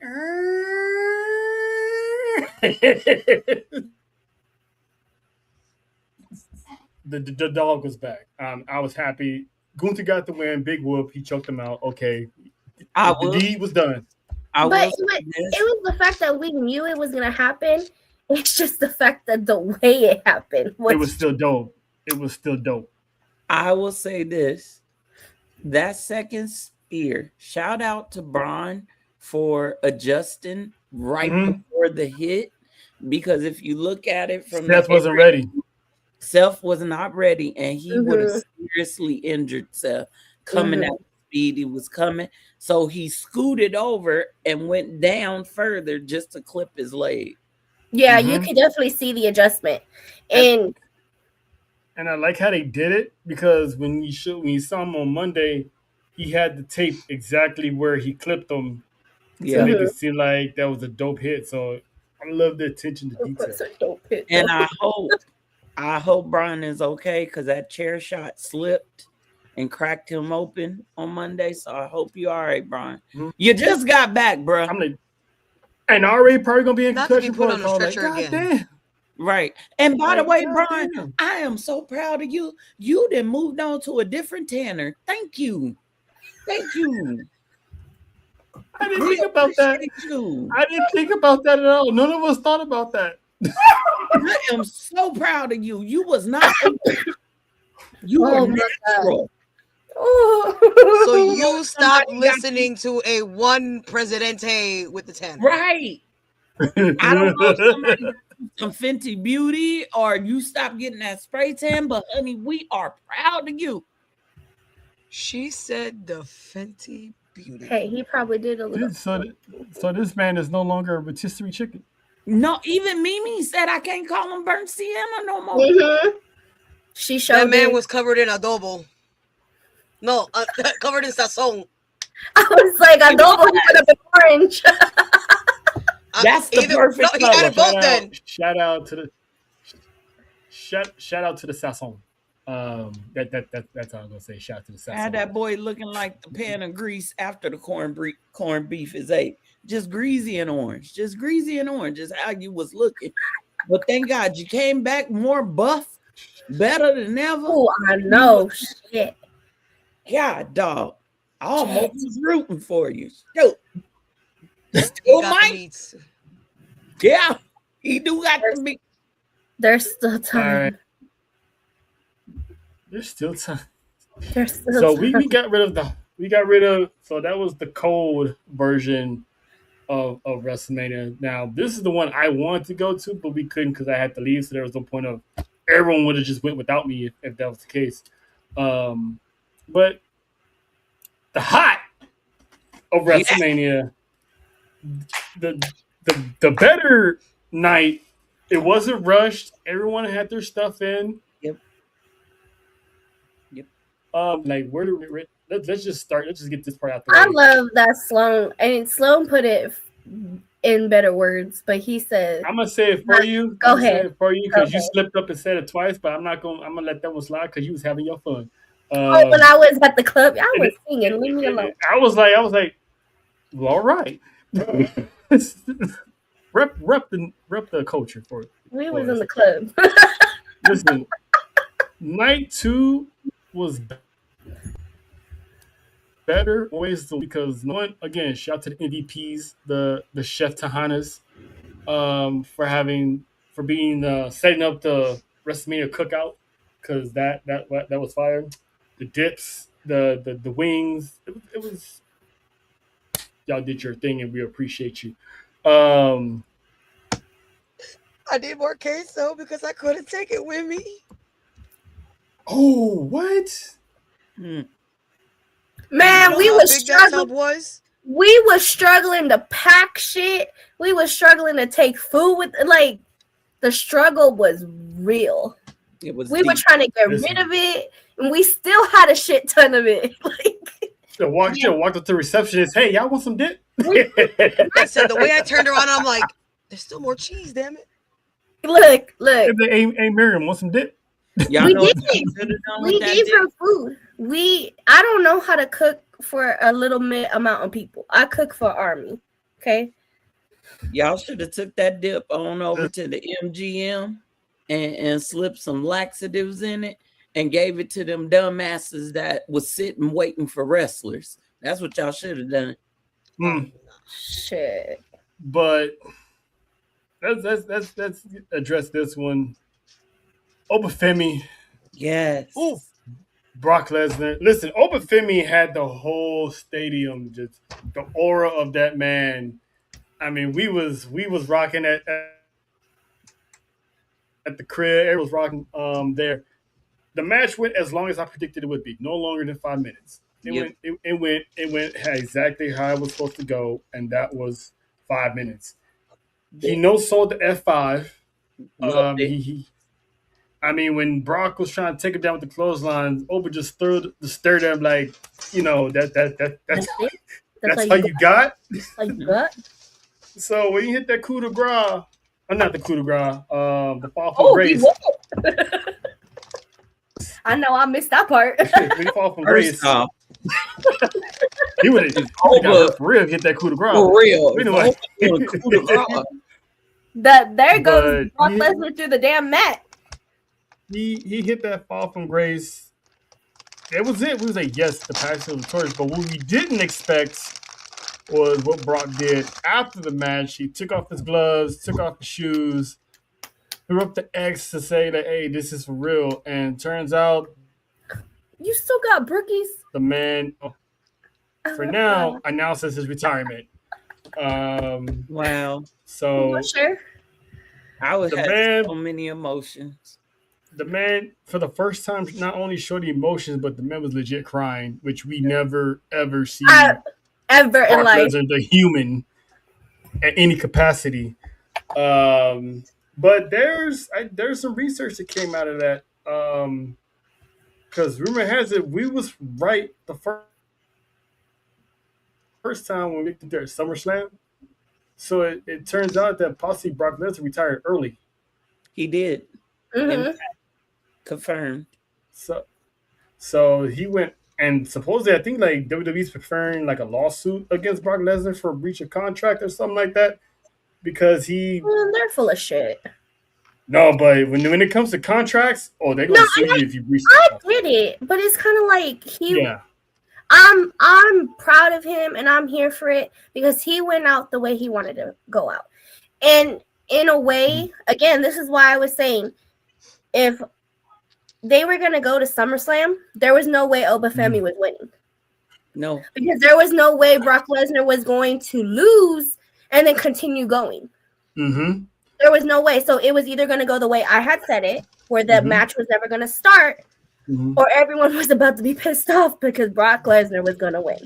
So and he didn't want to have a retirement match against. And this is where people gotta start giving Brock Lesnar his props instead of trying to label him as something that has not been proven guilty of. Suppose this man is a racist, this and that. If y'all remember that John Cena tribute last in December when Brock held up that sign that says "I can see you." Y'all remember that video clip? Yep. Yeah. If you look at the TV, Brock usually Ricky Saints was on that TV. Brock was watching NXT. Mm-hmm. Brock had Obafemi in his sights for months. Yep. He handpicked Obafemi to retire him. He didn't want to lose to Gunther. That's why Makes sense though. Because who in reality, and again, Gunther, whatever is his career killer, whatever, I wouldn't have believed that shit. Ain't no fucking way I would have believed that Gunther was retiring Brock Lesnar. No. Brock it would have never happened anyway. I will say this. I've said a lot of things about Moose Knuckle. And I don't call him that out of hate or anything. That's just what I call him. And I apologize to him on Sunday for a lot of the things I thought about him throughout my time as a wrestling fan. Not because of accusations that have come recently, but because of what I personally thought of him as a wrestler. I will say this. I'm going to point this out. You can take it and do with it what you will. When Brock got into the ring, first off, him coming to the ring, you could tell Brock was pissed off. And I think a lot of people thought that maybe that was part of the story. He's coming to the ring. He's mad. You know, it's Brock Lesnar, right? But if you go back and watch WrestleMania and you look at Brock's body before he got in the ring, Brock had already been in an altercation before he got to the ring. He had red marks and little bruises. He already had little bloody spots on his back and arms. Go back and watch it and tell me I'm wrong. Oh, I didn't notice that. Something happened. I will say this. Brock had to fight to put Oba over because the way it was written, Oba was set to lose. That's what I'm saying. Again, there was no way that Brock Lesnar was going to lose and continue a story. Brock wanted a straight up get down and boogie fight where Oba squashed him and Oba went over. From the moment Brock saw Oba, before he came back, he knew Oba was the one. That's why Oba said in that promo to Paul, he said, "Paul, I've always been the one." Because I guarantee you, Brock told him from the moment I saw you, you were the one. Now, if they booked Brock versus somebody else, Brock would have won, and we And people would have been pissed off. Brock and over at SummerSlam, and Brock would have lost. He would have had his retirement in front of his, his family, his parents, and all this stuff. But they wanted to do the marquee match at WrestleMania, and that pretty much proves my point when I made the report months ago that Brock said he didn't want to lose him to his retirement. So it's like either I lose now, or I put this kid over, and I don't want to put this kid over. This kid is my successor. So now we're not going to have Brock in Minneapolis. Nope. And I guarantee you there's more to it than just Brock wanting to just leave. Mm-hmm. You have to read between the lines and see there was something definitely wrong. Mm-hmm. And it's not at who people want to blame either. Mm-mm. And that's what people are going to have to understand. Well, the reports are it is that they got into a physical altercation, but we'll see. From what we know, it wasn't his fault. We'll never know the truth anyway. No, ever. Yeah. But, shout out to, Brock Lesnar. I mean, he's the only one that's been like an NCAA heavyweight champ, UFC, WWE, New Japan, heavyweight champion. So the man has left a legacy. He retired the Undertaker streak. To this day, he still holds the record to this day as the youngest heavyweight champion in WWE at the age of 25. So I don't know if anyone's gonna. How old is Oba? Is Oba over 25? I think he is. I think he's either. Yeah, there you go. Oh, see, it's gonna be a while before WWE actually puts the rocket to someone that young, and have them win at age 24. So he's a one of Javon Evans, a kind athlete and one of the greatest combat sports athletes. Maybe, but at heavyweight, that man will have to bulk up a lot, and that's gonna kill his speed a little bit. I'm just saying, he's the youngest one right now. Oh yeah, I think like what, 21? Baby. Mm-hmm. He a baby. Well, it don't matter to some people. Baby. Some people love Javon Evans. What? I said some people love Javon Evans. It's the truth. That man's of age. What she said. Yes, Jojo. You cleared your throat. I thought you had something to say. Sorry. Baby. He bouncy.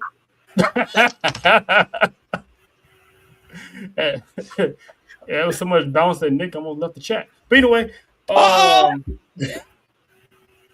oops.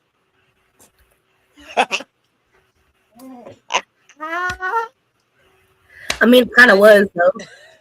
Yeah, listen, I had a front row seat. I love sports for you. Ain't nothing like it. Ain't nothing like it. Never will be. Never will be. See, I like this. This was developed over the weekend. Instead of JoJo doing this too, she has her own. I like that. Yeah, this is our thing now. She points at the dimples. So that's pretty dope. I apologize ahead of time if y'all. But okay, my bad. No problem. No problem. Rhea Ripley. Woo! Jade Cargill. I think Jay got Rhea pregnant. That's all I'm gonna say. Listen, did you see that stroke? Did you see the stroke that she did on Rhea? I was like, whoa, wait a minute. That's what I'm saying. This one was for the girlies. And I think there was about that's not late, yeah. I think there was about 20,000 women that questioned their sexuality in that moment. Listen, I seen the ripples when there usually never is a ripple, but she made sure there was a ripple, and I was like, okay, Jade, I see how it's done. Look, go ahead now. You go ahead now. Do you mind if I start this one off? And then I'll let. I'm afraid, but go ahead. No, it's nothing bad. It's nothing bad. I wasn't surprised that she won. We already knew once this match was set That's kind of what they were leaning to, right? And like I said earlier, obviously everyone was like, well, if Bianca comes out, she's definitely losing. Obviously, we got the day before that she's not coming. So it was like, okay, if the baddies are around, what does that shit say? All I'm gonna say is Rock couldn't beat that scissors. But that Rock almost. What we doing here, Drew? Anyway, distraction, squirrel. All there's a Rock. Sir. Huh? Wow. Oh, you know what? Back. Oh, now it's a problem. Okay. Go ahead. Back to what I was saying. With Meechin and BFAF. Shout out to them, by the way, for getting the WrestleMania moment. Shout out to my I truly feel, and this has nothing to do with my dislike for Rhea Ripley. It's not. You don't really have a dislike. I honestly feel like Jade should have won because Jade needed the win more than Rhea Ripley did. Because of the way they've been portraying her. Because of the way it's this dominance, and they bring out the baddies. Now they're part of this crew. It only made more sense for Jade to win, because now what? Why exactly are they going to continue to be Team Baddie? Why are Meechin and BFAB going to continue to listen to Jade when she ain't got no title? At this point, I'd be like, who the fuck are you now? You know what I mean? And there was a Jade on an interview has said that she wished she had more of like juice storylines to sink her teeth into. And that had me thinking how WWE as a creative, TKO as creative failed Jade Cargill as champion, because if you're gonna have this baddies join, you could have gave Meechin and BFAB title opportunities in between, have her go through them, and then you have BFAB, she couldn't beat her, so she joined her, and then you have Rhea come over, have Meechin make it seem like Meechin about Rhea, and then at the end you have Meechin jump Rhea and join us. They could have had more. Jay could have had more title defenses in between time before she got to Rhea, and this would be the perfect time to put BFAB over, not have her win, but have BFAB showcased on SmackDown, having good promos and good wrestling matches with Jade. So you get BFAB over, get her mic skills working, get her on the forefront of television, and you have two, mind women going at it on a weekly basis. And because BFAB's been working hard at the dungeon, shout out to Natty, by the way. Shout out to the queen. Show him, JoJo. Yeah, that's us. And she knows us. There you go. There you go. She knows us now. Officially. But yeah, you could have. Hold on. I gotta do this. Oh, you don't rub this in? You gonna make her hate you. You should have grabbed the booty. Yes. Well, I'm not gonna say, but I'm gonna say we may not have grabbed his, but he definitely grabbed his low places. Not that low, but low enough to be like. Does your hand go low? Does it wobble to the floor? Like anyway, so you know how JoJo was supposed to be the one to do the uppies, right? Well, I was right there in front of the tree, and the tree had his hands where they shouldn't have been. I got hands in places I never seen. You know what? I'm gonna just say this. Samoans are known to be touchy and friendly. That's all I'm gonna say. That's fine. Ain't there right? In my head, I'm over here like, sir, respectfully. My man's like, I'm gonna tell you right now, if y'all was around Nia, I ain't got one. Uppies. And listen, even John would admit it. He would have been like, do what you got to do, sir. He wasn't gonna say nothing. I'm gonna tell you now, if Trail had been around Nia, I would have pushed his ass out the way and be like, uppies. Uppies, please.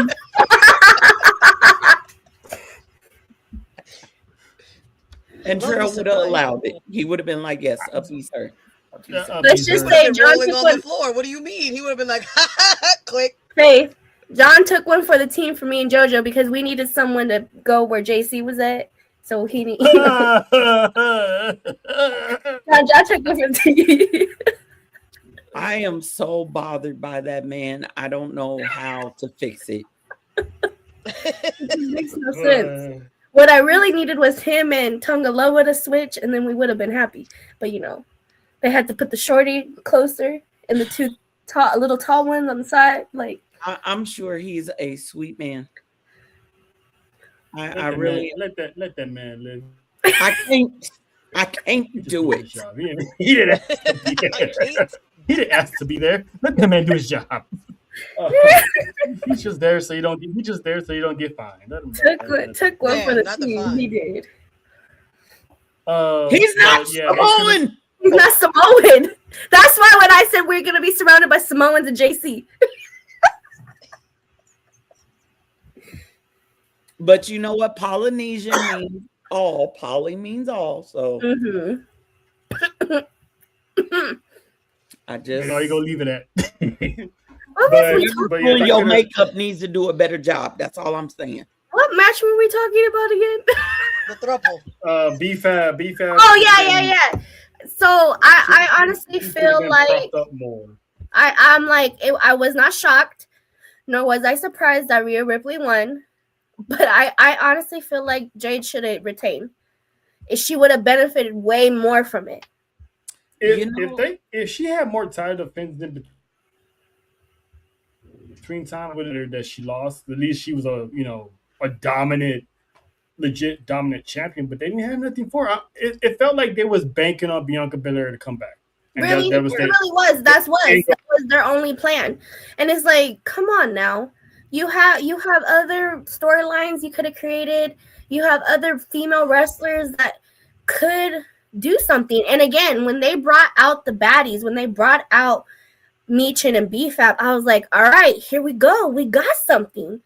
And then it's kind of like, okay, well, now what? She should have had a series of matches with Michin and then have B-Fab get a championship opportunity, have her look good in defeat, and then like, well, damn, I couldn't beat you, so let me just roll with you. Well, in a way, that's kind of what happened. The fact that but it wasn't long enough because they took him off the European tour, saying that Jade injured them. Well, technically, Michin was injured, but they just show up out of no, and I get that. Nowhere I get that. We didn't have that match.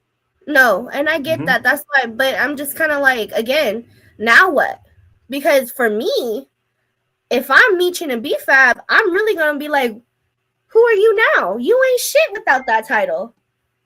She'll still beat their ass though. Don't let it fool you. I'm saying the whole reason for them being there with her was because she was champion. She ain't champion no more. So that's the end of the baddies. Titles. We got 2 seconds of it. I think they were banking on Bianca. Although I have to also believe that Bianca told them she was pregnant way before showing up at Mania. You still could have put them girls over before you got to Rhea. Here's 2 things that I could see happening with Jade and Michin and B-Fab now. Now that the Street Profits are back, I'm kind of curious. Are you going to put B-Fab back with the Street Profits and make them a complete wrestling faction where B-Fab is actually wrestling and not just mouthpiece? But here's what I can see them doing with Jade, because I have been hearing rumors of a draft happening next Monday and Friday. Oh, I thought they were stopping that. From what I hear, it could be possibly coming back. So my question then is, and as we see, it's already people moving because you got saying goodbye to EO, so on and so forth. You got Punk obviously letting you know when he comes back, he's going to SmackDown. Teasing, he's going, yup. So Jacob, Big Blood making the move. Jacob he was announced yesterday that he is officially a member of the Raw roster. I'm here for it. Which, listen, thank God, because when we get there, thank God. That's all I'm gonna say. Yeah. But I think with Jade, you could have her go after the Women's United States Championship. And you could keep B-Fab and Meecham with her if you're not going to put B-Fab on Raw with the Street Profits. Or you move Jade to Raw and have her go after Liv. Why not have B-Fab and Meecham go after the tag team titles? Why are they not in the tag team title picture? Thank you. They should have been in that months ago. They could have been the ones at WrestleMania. If the Bellas couldn't go, that's another tag team that could have just stuck in there just to. Yep. And they all could have had gold. And then come out and help Jay later. And the baddies all could have had gold. You see how that works? You see how that, you know? It's crazy. I don't okay. understand. I don't Rhea Ripley fan. Go for it. Oh, you're talking to JoJo. Go ahead, Rhea Ripley fan. Go for it. I can't yell no more. If I yell, it's gonna be bad. Here's what I want y'all to do. Go back to Sunday's watch along. Fast forward to the Rhea Ripley match, okay? And just watch it. Because at that point we finally got both cameras working. And all you see is JoJo go, yeah! We don't have to do that. We don't. She was flexing on them hoes. Like, oh my god, that hurt. Yeah, she was. She was like, that's how it gets into something. She gets into like a real fan. You can't fake that. You can't. If anything, I didn't even care that Rhea Ripley won. I was watching JoJo the entire. I didn't even really watch the match. I was watching JoJo, and her reaction was everything I needed for that moment. Everything. It was the same reaction she had when the Usos won the tag team titles, and that video clip is on her. It was everything I needed. I think JoJo and Mimi may have been on the same wavelength. Because Mimi was on live with us, and I ain't never seen Mimi. Oh, yeah, Mimi was happy. I ain't never seen her body do the things. She was doing the boom, bum, bump. Stella still has some moves. Listen, I think. Ooh, that hurt. All that, yeah. That growl hurt. See? You need to stop. I was gonna say something, but I'm gonna wait till we off camera. I'm not gonna say it on. I'm not gonna wait till we off camera. It wasn't because of the screaming only.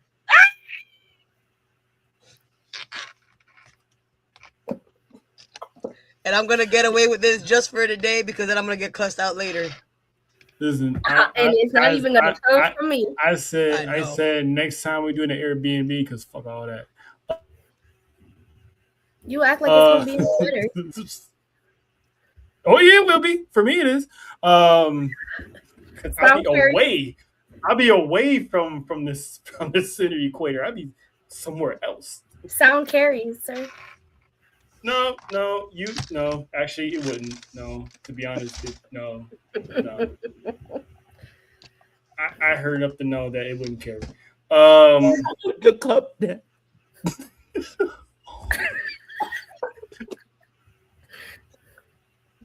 Goes in there with the hair whip. Y'all was wrestling. No whips needed. Y'all was wrestling. Only one was. Yes, it was great. Only one was. From what I heard. Uh-oh.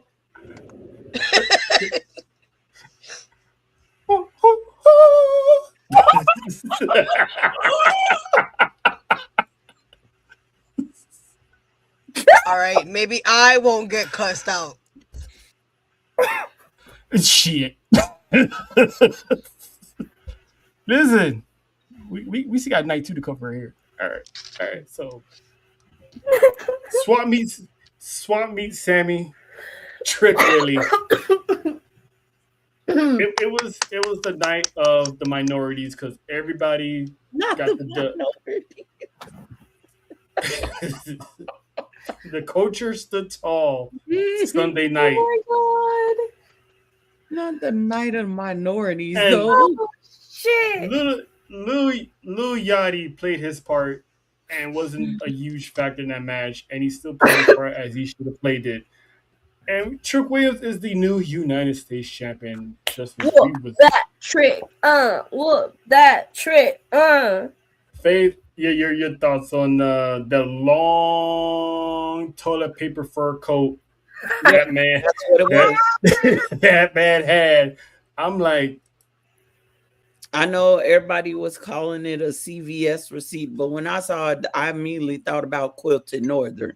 I immediately thought about Cottonelle. You know that good toilet paper that I can't afford because it's $37 for 3 rolls. You know, the Costco toilet paper. You know what I'm saying?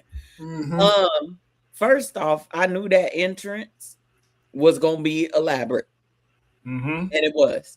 I did not like the whole Yachty thing and the fuzzy Louis Vuitton fanny pack booty bag. I wasn't here for that. I just wasn't. I'm being honest. I wasn't here for it. I, along with many others, believe Booker T would have been a better choice to bring out Trick. Just saying. Am I glad he won? Hell yeah.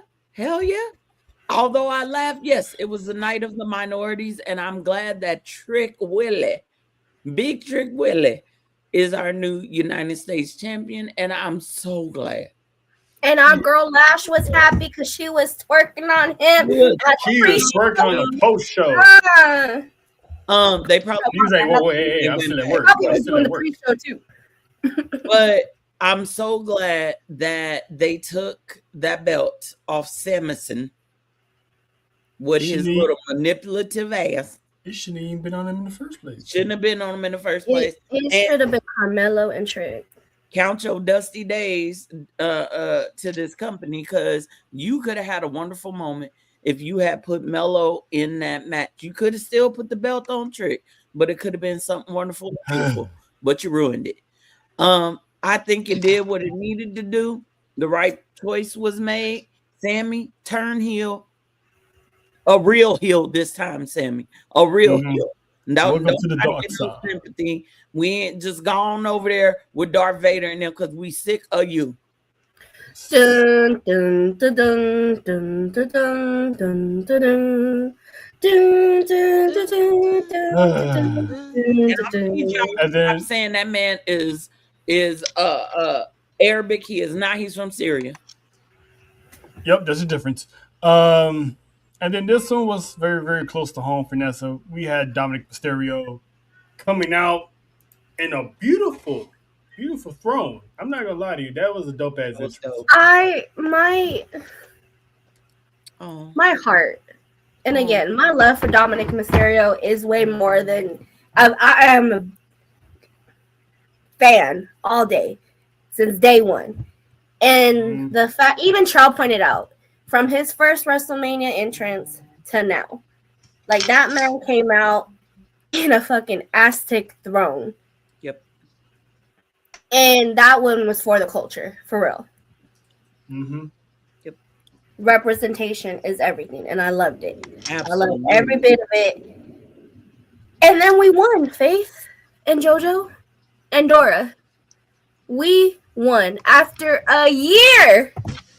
After a year of putting it out into the universe, being disappointed, and disappointed.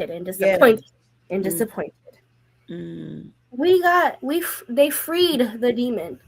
JoJo got to experience the demon for the first time. I did grab my anointing oil because that Titantron was tripping me out. Just saying. They freed the demon. And then he freed the thighs, and we got the man. Say it again, Nessa. Say it freed the thighs, and we got man panties. Oh, I was fangirling so hard. It was a glorious moment. And Nessa knew at what cost it was going to be to get hashtag man panties. They sacrificed my man, and I was literally I was in the kitchen. I'm in the kitchen for this damn match, and all I wanted to do was run out the door and go save my man. I was on some Captain Save a Hoe type of shit. I was like, my legs. She was like, I'm only 15 minutes away. Call the Uber.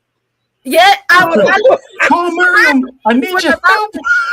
The way my legs were about to start working, and I was about to Captain Save a Hoe, my man.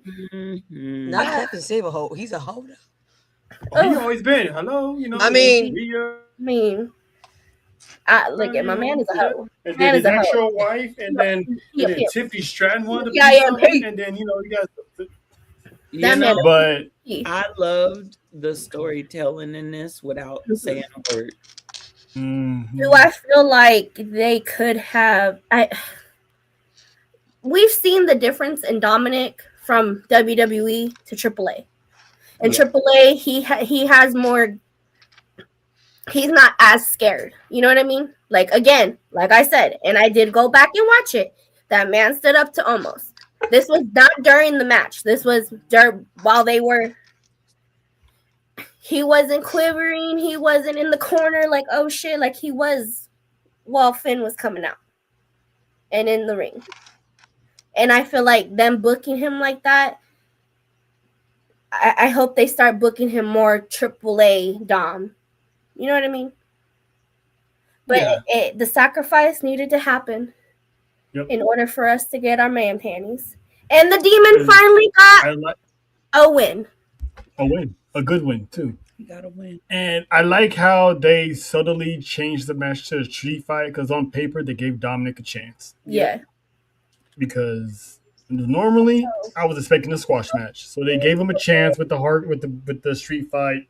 He had the kendo sticks and all that stuff, tables and all that.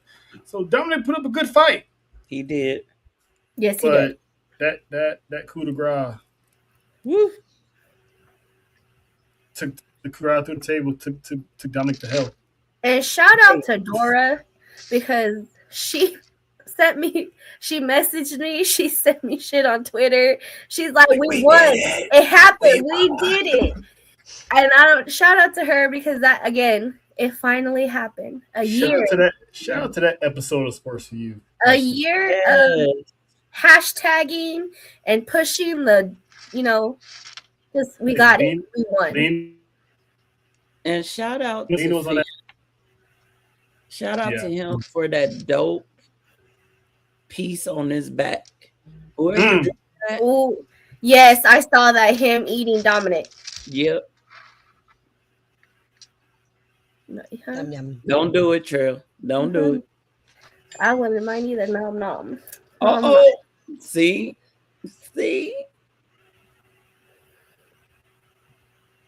I wouldn't know my son do something like. She wants some of that meat. I'm still trying to figure out what that mouth do. Oh.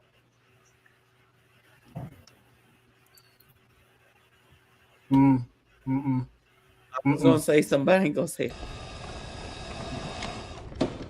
Nope. How about no? I was like, wait, he's here.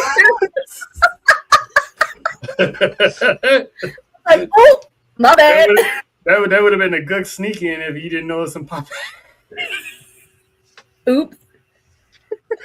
Let me go pop this popcorn real quick. But Finn Balor, the Demon, got the win. So happy for Finn. That was a good. They finally probably closed the chapters on that.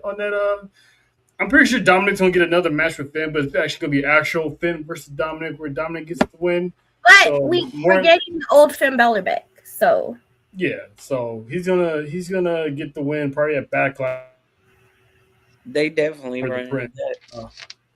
Yeah, and he's gonna be like, no Demon this time. Well, Dominic said in that same backstage segment with Jackie Redmond, he said the contract said Finn Balor. It didn't say the Demon. So they definitely gonna run it back. Which I think they should have had regular Finn and Dominic, and then Backlash you get the Demon. But I get it. You know, it's WrestleMania, so I'm not gonna. Although I saw a theory on Lion Trail, and I think it would pique everybody here's interest. What if at Backlash they had Dom and Liv go up against the Demon and you saw it too? You saw it too? Yes. But then I'm talking about Stephanie Varker. Yeah. But that means Dom will have to lose again. Hey, I'm not mad at that, but I'm just saying. To see you're not gonna have the Stephanie, I take it. I would definitely love to see that. I would love to see that.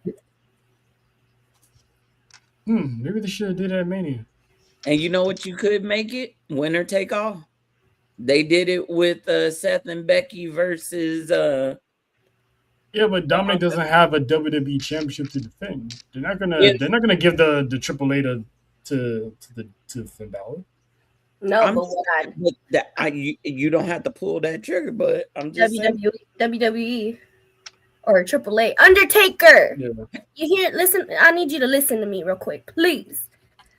He ain't got that stroke in the main roster. He just got stroke. No. You can't let me say what I'm about to say. Undertaker. That means power, JoJo, not that kind of stroke. Undertaker. I need you to listen, okay? We have it set right here. The mixed tag titles. And Dominic and Liv versus Iguana and Lola Vice. Okay? Hey. Lola? I'll be down for that. I need AI clip. I'll be down for that. Undertaker. I'll be down for that. Dominic and Liv versus Lola and Mr. Iguana. Please. I'll be down for that. Just for shits and giggles. And that way, like, let's say that Iguana somehow winds up getting a shot at the Mega Championship out of this. I'm all for it. Please. Let's do it. I'm all for it. Book it. You hear me, Undertaker? Please. Por favor. Book that. You don't be a dead man walking. Listen to La Madrina.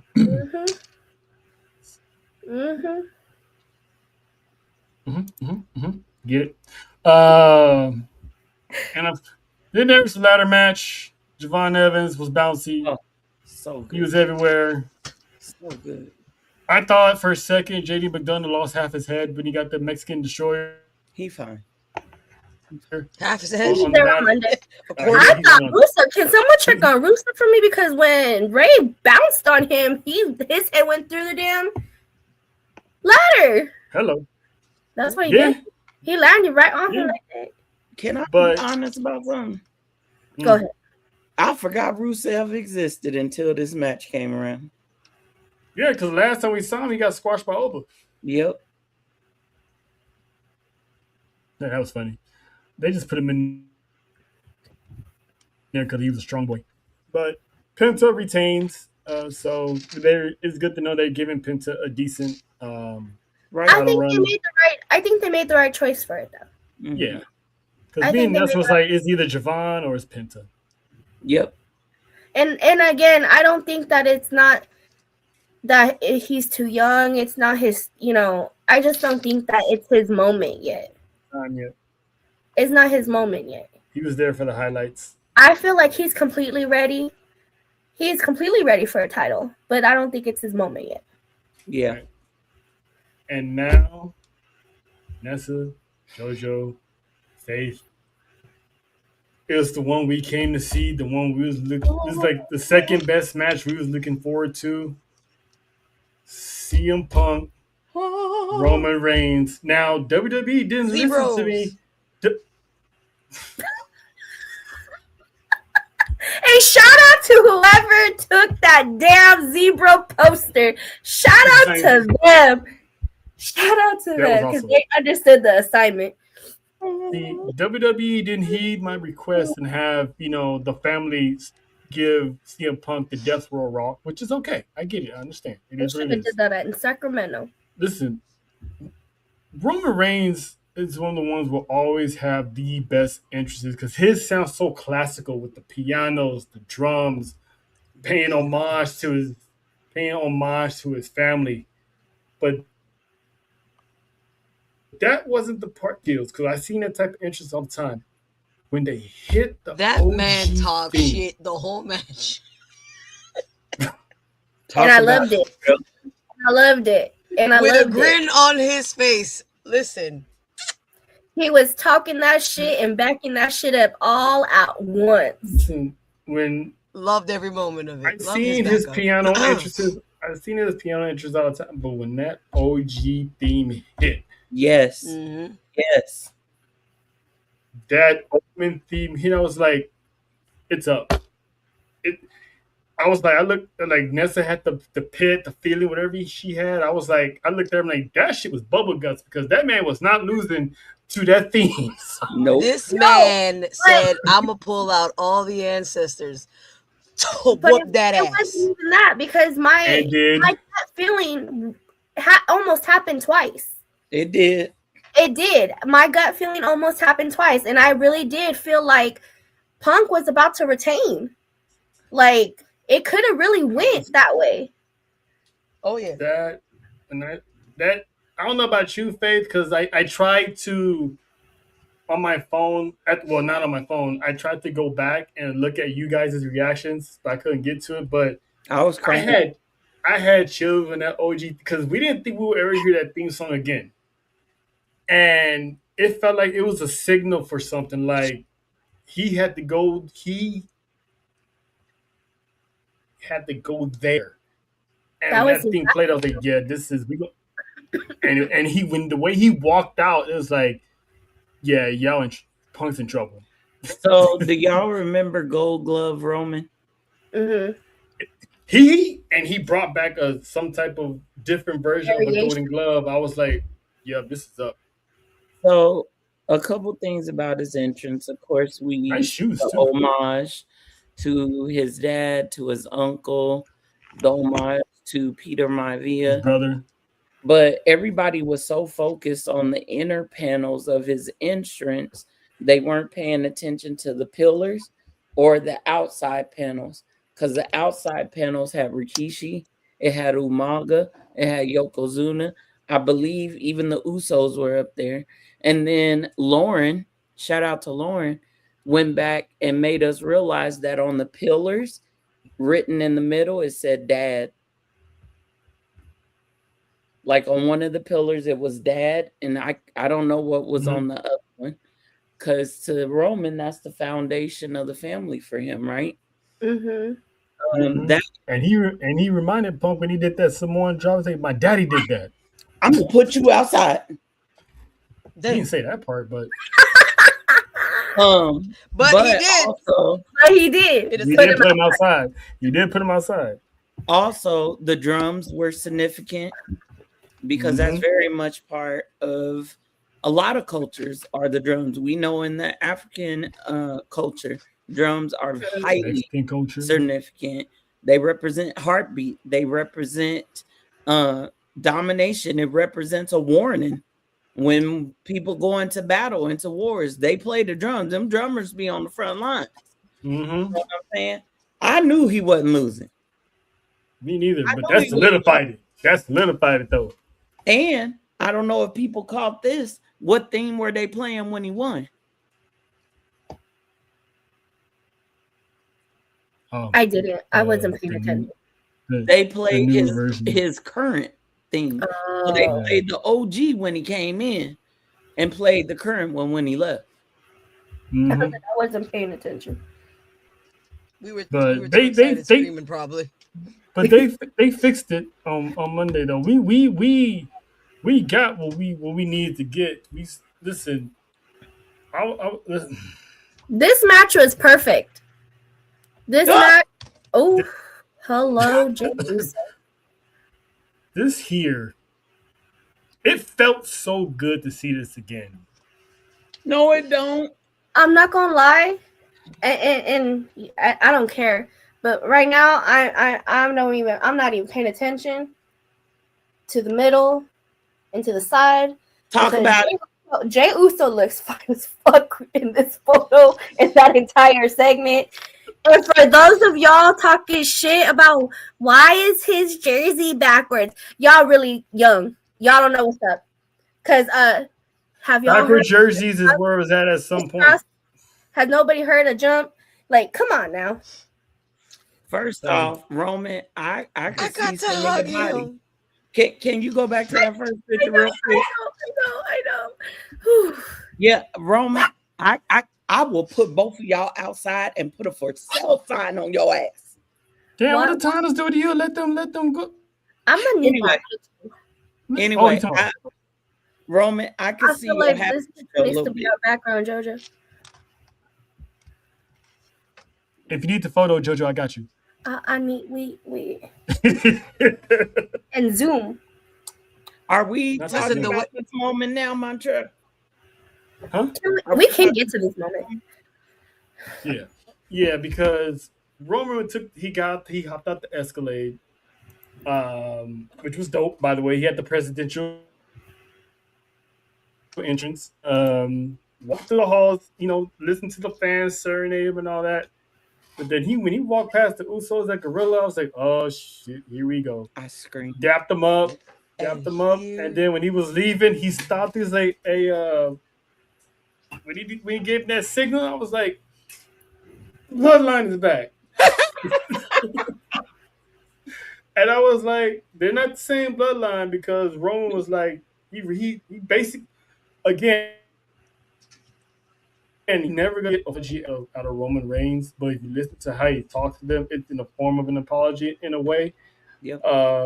He was like, I miss doing business with you guys. I miss, being with you guys. I miss the respect, the admiration, the love. And he was like, I'm not asking you to serve me. I'm asking you to stand with me as my blood. And I was like, there's a difference between standing with somebody and serving somebody. Yep. So he asked him, hey, stand with me and defend this family, to defend our bloodline, because people are going to still talk about our family. And seeing Jimmy and Jay see that and agree to it, I was that brought a tear. I was happy, and I thought we was gonna get the bloodline salute.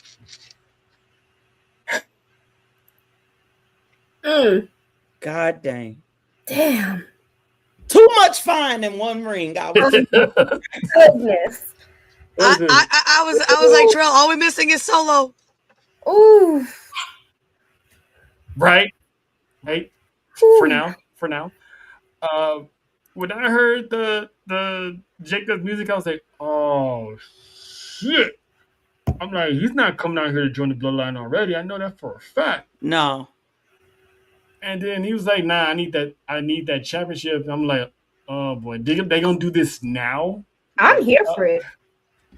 I am, but at the same time, I felt like, I don't know about if you feel the same way, Faye, but did they in a corner a little bit by having Jacob out the Roman this quick? So I don't want to spoil nothing for nobody, so I got to choose what I say carefully.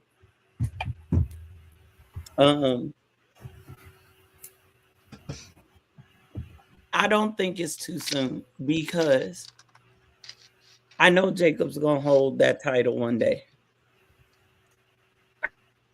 But Jacob said he needs better for his family. He wants the perks. He wants the perks that the tribal chief got, right? Well, we saw Jimmy and Jay get those perks, right? Mm-hmm. And Roman told Jacob, I want that for you too. All right.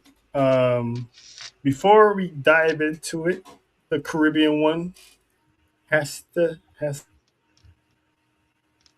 go night-night, but let's talk about your WrestleMania experience. Mm. What was your favorite moments? What stood out to you, and how did you enjoy your first WWE WrestleMania event ever? I'm sorry, what were my favorite moments? You had a lot of moments. You had a lot of got all 440s. night. I got to meet Jay twice. You gotta pick one. I got to touch Solo, Mr. Fatu. I got to see AJ walk right the hell right by. It's just all right. WrestleMania, as much as everybody was like, it sucks for the first night. I can't believe you went. For a first timer, I had it. Damn. Rocking the Stephanie by if you saw the video, you know. Mm-hmm. And welcome to the Belt Collectors. Right? I had so much fun. I got to meet not only some of my favorite wrestlers, I got to meet some of my favorite content creators. Shout out to Black Arrow. I got a new friend. Shout out to Big C. Shout out to the BT Jobbers. And shout out Rhodesia. Yes. We got to meet That's Effing Wrestling. That was the highlight of me and John's night. I was so happy that I finally got to meet them. We had them on our shows multiple times, and it's like we finally got to meet them. And then, of course, man. Shout out to Natty. That was the highlight. That was awesome. That was awesome. That was awesome. I mean, we just took over as pie, but she is dangerous as hell. Listen, I got her to say Bloodsport Natty. She was like, Bloodsport Natty is crazy. I'm like, well, ma'am, I mean, do we need to roll back the film? I'm busting but this WrestleMania was awesome. Was never awesome. Yeah, we kept the promise that she was going to get there, and you know there was some trial tribulations and a little doubt in there, you know, sprinkled in there a little bit, but you know, the girl pulled through, and Fab Four took over Vegas, and we took over Vegas in style. We had people putting names to faces. We took photos with Tommy Dreamer, and then me and John, we spotted Kylie Armstrong just chilling at WWE World with the Fam Bam. That's it. So we took pictures of her, and now Natty follows us now. That's another thing I forgot too. And shout out to Nessa's dad, Hawk, being the happiest kid alive with an autograph card from Natty. So and she reposted my dad on her stories. He was so happy. That part, it was just like I had said in my post earlier, we all had our reasons for meeting Natty that was special to us, and that part was for me was my dad. Yep. But you know, I'm glad you had fun, JoJo. Before you go, I just want to say from all of us, thank you for trusting us to want to hang out with us and do this, because I know you didn't know us, but you didn't know us yet. So, and honestly, it was like I've already known y'all my whole life. Yeah. I have fun. Play fought with this one who decided that he wanted to take his 6 foot something and try to tackle a 5'1" little girl. The hell? And did. And then me and Nessa, you know, all over the place. And shout out to John, who endured so much crap between me and Nessa from day one. Oh, I don't. Do I have it? Oh, I don't have the Tone Loc photo. on here. Oh, the. I don't have the Tone Loc photo. The one of John? Yeah. When like he had the Tejanos on. He had one on each arm. Just had the Locs on. He just like, this is what we do. Click. Yeah. Yep. We made a promise to him that we were going to mess with him so bad. We kept it. That was a lot of promises kept. That was a lot of promises kept. I mean, we got the Tejanos at WrestleMania, and they promised some hell, and we all delivered. I'm so proud of y'all. Look, and I told JoJo, I was like, now imagine how it's just us two. Now imagine if we would have faith with us. Chaos Collective would have been in that bitch. And it's like it was a good. Hold on, I got one. I gotta press a button.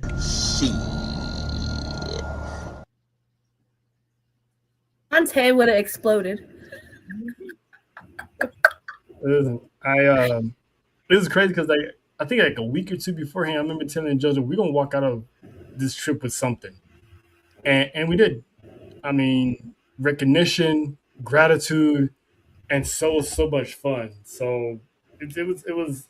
It's not the first time. It won't be the last time we're gonna have a group meet up like that because these events is all over. Let them land in Miami.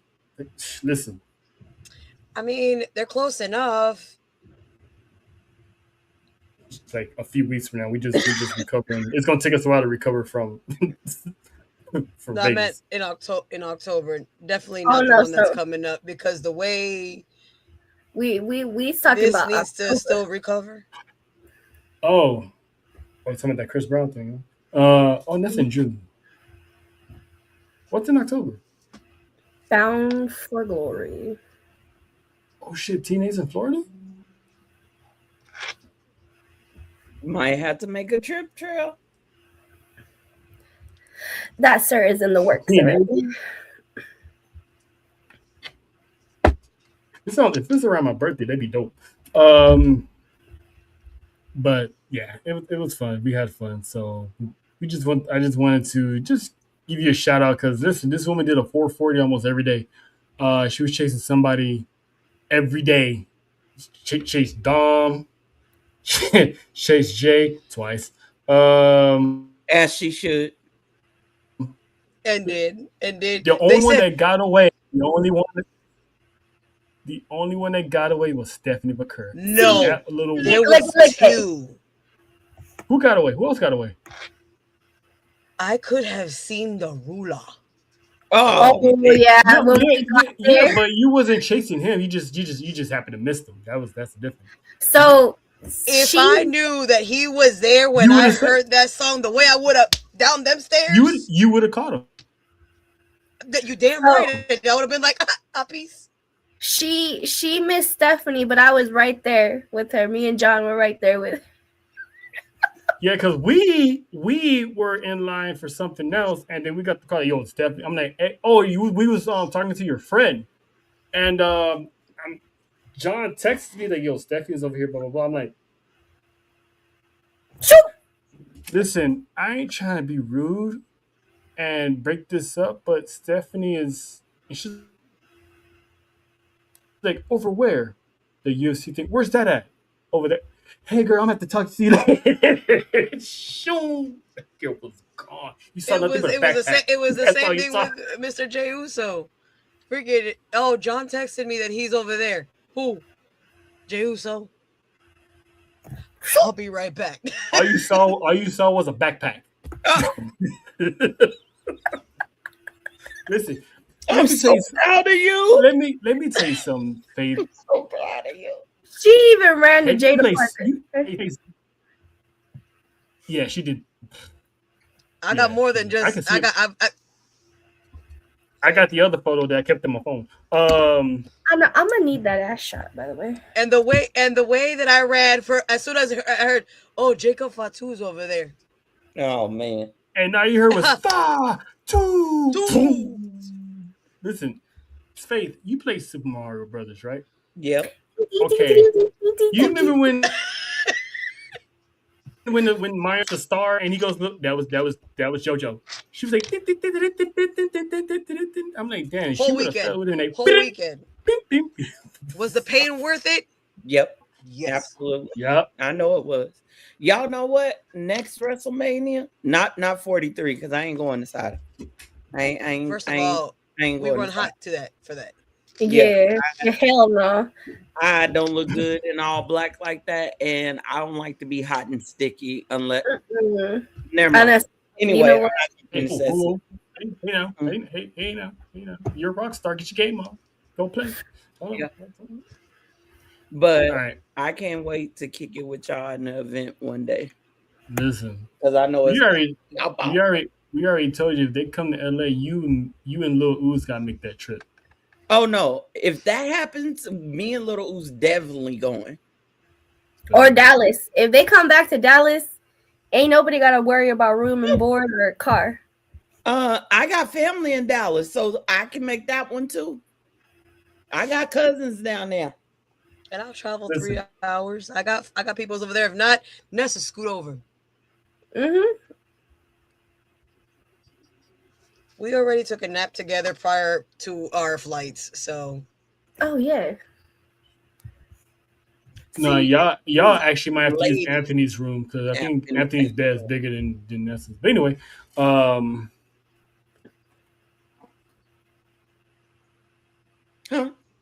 listen, the Rose game compound is we fit y'all figure it out.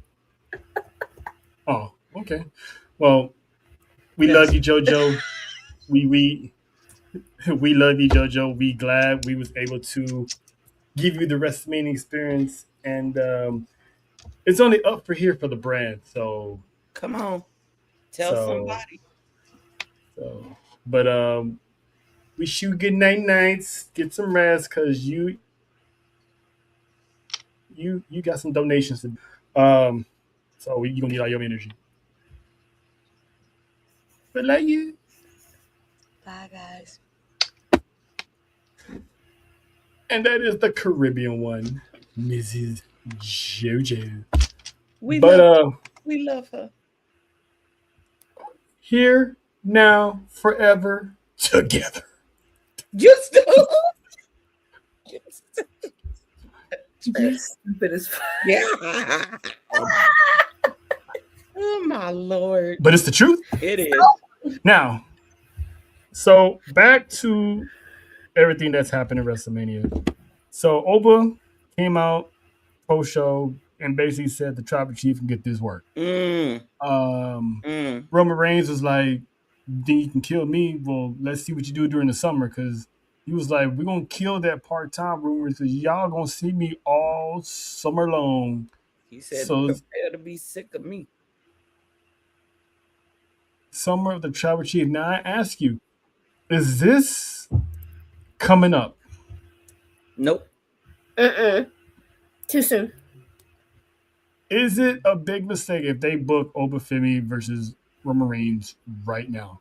Yep. Because he said, "Let me see what you do through the summer."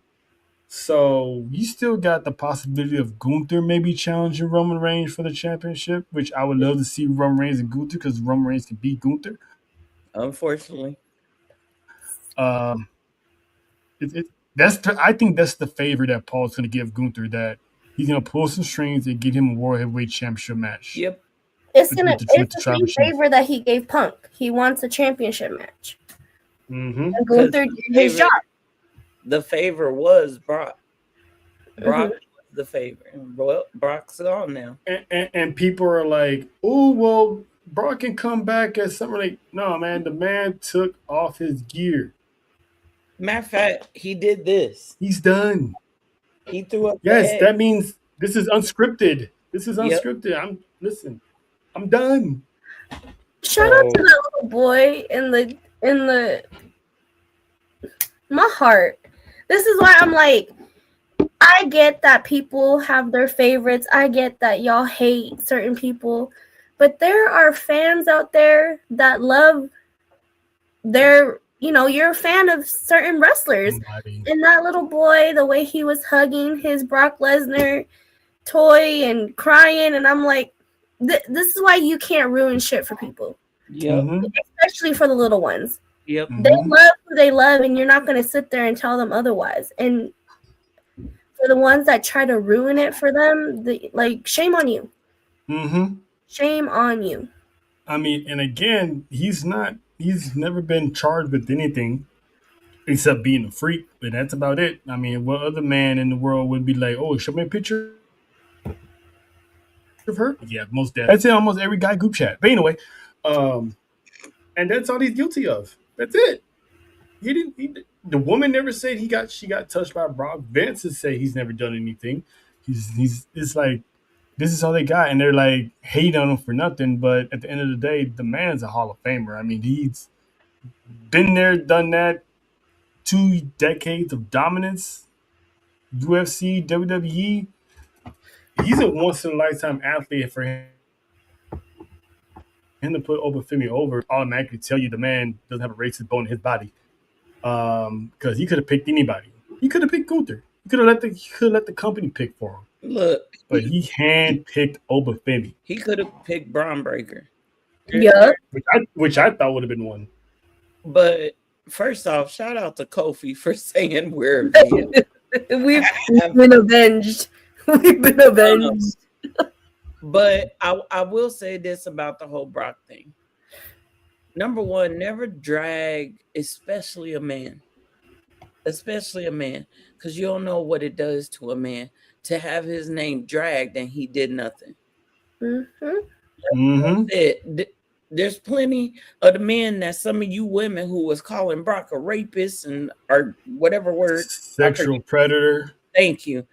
That the dude y'all with didn't ask 16 people on IG to send a photo. Let's just real talk. You sitting over here bashing this man while your dude over here messaging this Instagram model for a picture. Stop dragging people through the mud. You don't know what it does, especially to a man. Number one. And you wouldn't have did it to his face either. You showed the hell. Number two, we cannot deny what Brock has meant to WWE, WWF, because he was there then. We cannot deny, as much as we felt like he held that title hostage for all the way up until what Seth won it in 2018 from him. Brock's whole purpose was not to be there every week. It was to take that title and say, can't none of you mofos take it from me. So I'm going to go and put it on my mantle. And when one of y'all want to step up, here I am. Brock was the moment. He was the it factor for all those years. And we thank him for it, because we would have had some great matches without Brock. And he put his life on the line too. Look at that time he almost gave himself a damn concussion doing a dang move he know he had no business doing. And then let's not forget the diverticulitis that he currently has. Look, I have diverticulitis. Man should be dead. And I'm telling you right now, when you flare, there's only 2 places to go: to sleep or the hospital. Both. And sometimes both. You sleep at the hospital. It's painful. Y'all don't understand the anguish that you in. But I am proud of Brock. Thank you, Brock. Thank you, Brock. Thank you for your contributions to this industry. Thank you for the time you put in. And thank you for your last message being that you chose to put someone over that you deemed fit to be put over. And it was the right choice. And a minority on top of that. And a minority. Yeah, I mean, I know he didn't see color. No. But it just so happened to be a minority. And go ahead, Trell. I'm sorry. And I'm like, that's just he's literally the black version of him. I was just about to say. He picked himself. He picked himself. It's like Remember the Titans. He's like, that's my brother. Can't you see the resemblance? You know what I'm saying?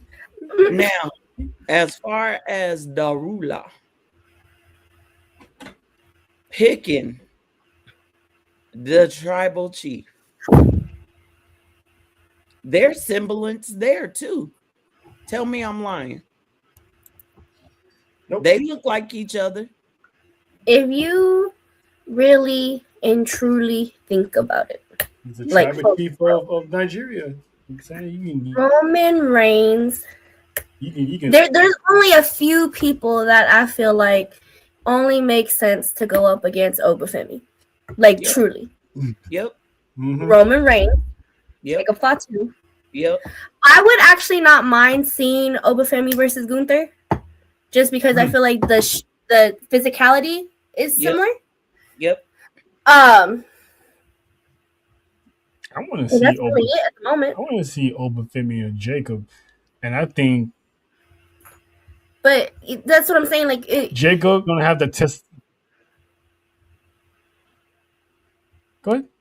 No, I'm just saying, like, and right now that's all I can actually physically say that would actually feel right to be in a storyline or in a match with Obafemi, because Obafemi is so powerful. Mm-hmm. And it's the same thing with Jade, Rhea Ripley. Like, yeah, Rhea Ripley does really good with the littles, but it's kind of like, in real life, are you really is a little really beating your ass? No. Like, same thing with Jade. Is a little really beating you? Same thing with Raquel. Is a little really beating your ass? Like, no. So it's like those parts where we have to, like, okay, this is the story part, but you have to make it also realistic. And realistically, those are the only three that I see going up and can actually match Obafemi right now. You know what? I have to appreciate Roman, because days before on ESPN, he named 5 men that he would love to be in the ring with, and they was all brothers. Trick. He named Oba, Trick, Mello, Javon. Am I missing one? Maybe it was just those 4. Oba, Trick, Mello, Javon. Yeah. But he said they asked him who out of them was the one, and he said Oba. So Oba been looking at Roman. Roman been looking at Oba. Roman and Brock, the two, part of one of the biggest rivalries in WWE, both looking at Obafemi as the future of WWE. And we're gonna find out Oba mentally ready for all that, because that's I think he is. That's a big responsibility.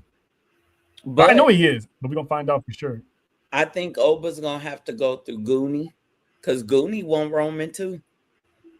I think Oba's gonna have to face Jacob. Mm-hmm. And I'm there for it. That's why they all on one show.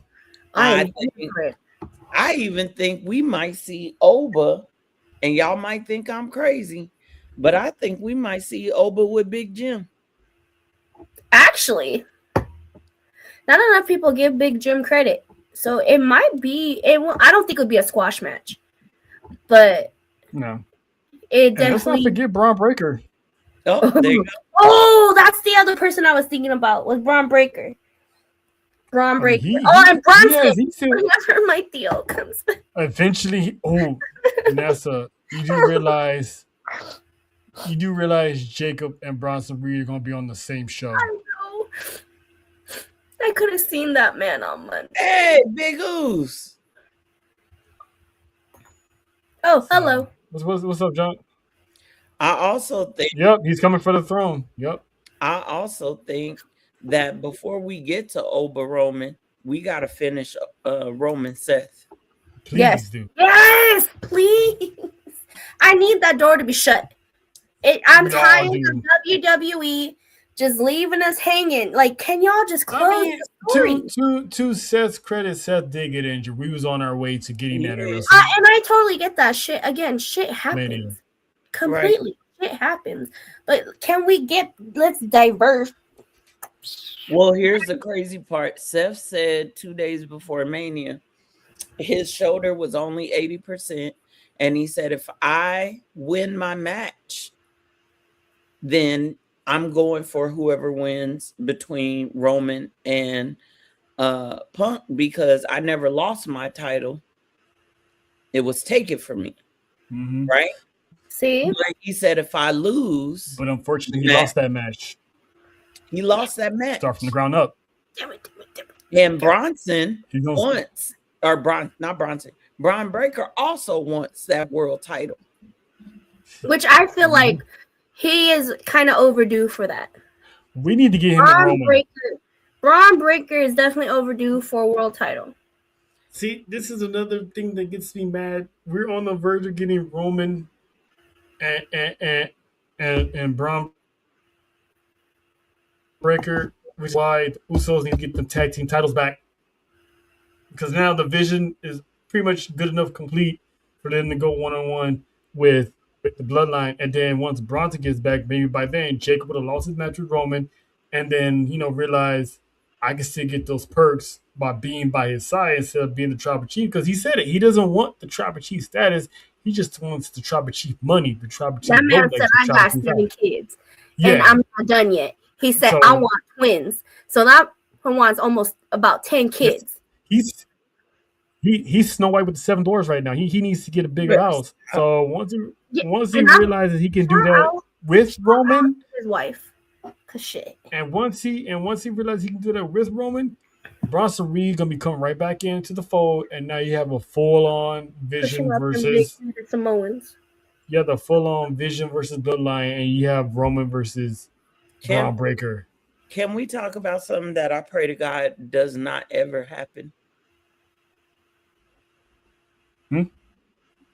I will lose and burn down a city if I gotta watch Cameron and Dipset versus Roman and the Usos. Listen, I gotta tell you. Wait, what? Okay, you remember when Jay beat up Cameron on the podcast? Yes. So Cameron was barking, trying to figure out if he was gonna make it to the meet and greet. No, because the police stopped Cameron him. was barking at him.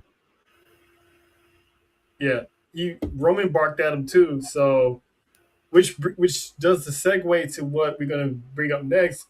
You're gonna start seeing a whole lot more celebrities popping up. Yeah, and it ain't Triple H's fault because Triple H is no longer in control of head of creative. Mark Shapiro publicly said in an interview that TKO in full control of creative. This is why we're getting Lil Yachty. This is why we're getting Jelly Roll. This is why we got Ice Show Speed. And there's going to be more celebrities coming down the pike. See? So people need to stop. This is why me and John have been saying for months, quit blaming Triple H. It's been TKO the entire time. And Triple H is just the middleman. Here's my thing with that. I don't mind the celebrities being there. I really don't. It makes it more entertaining. It adds to the story sometimes. But it's too much sometimes, though. Yes. And I'm going to go back to where before they moved to Netflix, if y'all remember Dominic's interview with Logan Paul. Mm-hmm. And how everyone was like, oh, yeah, we're moving to Netflix. They're going to have sex scenes and it's going to be more, pretty much more like the Attitude Era, right? Mm-hmm. And he pretty much was like, shit like that needs to be special. That's how I feel about the celebrity stuff. We don't need it all the time. We don't need it every show, every PLE. Every storyline. The whole point of a celebrity joining in or coming into a storyline, it's supposed to be special. I'm gonna say this. I don't see Roman getting in the ring with Cameron and Dipset. I don't either. In any universe, in any parallel universe, ain't no way in hell I see that. If anything, it'd probably be Jay. by himself. Oh, yeah. But not Roman. I tell you this, I think Cameron's trying to push the narrative. I don't think TKO is interested in him. It was the same thing with the Tom Brady situation. Thank you. I think that Roman said that to make a point that the family, and I cried a little bit, and I didn't. If y'all go back and watch Acknowledge the Dynasty on Monday, during that whole, from the moment Roman arrived all the way to the end, we were chaotic. We were out of control. I almost fainted because I was like, oh my God, it's happening. It is actually happening. And we talked about it for months. We warned people it was happening. And so I'm not worried about Cameron. I think he's the one pushing the narrative. But when Roman did this, and then he did this, I immediately went back to right before Seth turned on the Shield. Because Roman once told them, we're like this now. He said, this is the authority. This is the Shield. And then what happened? I think it was a week or two later, Roman got that chair to his back. That changed him forever. So when he did this and did that again, I was like, oh, Roman, no, bruh. No, bruh. And then I started looking at who's been hanging out with Jacob for the last 3 weeks. Every chance that WWE gets, they show these two people together. They show Jacob and Jay. Oh yeah, they even posted, but the Padre game, it was supposed to be Jay and Jimmy, but it was Jay and Jacob during Mania post where they were hugging, and even in between that, even at some stuff at WWE World, it was Jay and Jacob. And then when Jacob came out, Jay was like, "Hey, be careful." And people are like, "Oh, it's because Jimmy's got to be at home with Naomi." True. That might have been true. But I also think they were playing. Right now, everybody needs to pay attention to everything. And everybody. And people that ain't even there. The mentioning of people who ain't even there. Again, Faith, with the segue of people not being here, because next Friday night, we talked about the bloodline battle between Jacob and Roman. There's another bloodline battle going on in our city next Friday night. Zilla Fatu. I'm so not ready for Lance and Hawaii. Me and John, the PT Jobbers, Jen, Solo, and the rest of the Belt Collective will be in the building for this. And this feud has been months and months in the making. This match has been months in the making. They're going to us down in LA once again. I think he's going to put this probably going to have some ramifications. Yeah, this is going to have some ramifications for WWE in the near future based off of this match. I think that he's going to put his cousin over.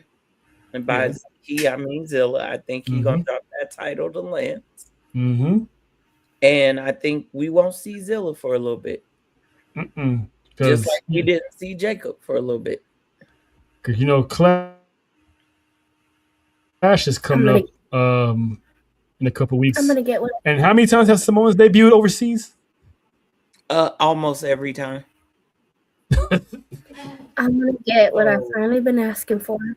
Yes. Paul Heyman keeps telling them, y'all wasting time with Zilla. Yeah, Zilla's been saying, hey, I'm still waiting on that phone call. He telling fans, I'm still waiting on the phone call. Let me ask both of y'all, did y'all see the Cross Zilla match? I watched it on my phone. I missed it. Okay, so it was amazing. It was really good. There was a moment there where Zilla had us. We thought this boy was having a heart issue, and he woke up and just started killing everybody. But Cross said something to him at the end of that match. Cross said, "You got a big decision in front of you." So Cross already knows what's up. Mm-hmm. He told Zilla, "You got a big decision in front of you." And he said, once you get there, you got another decision in front of you.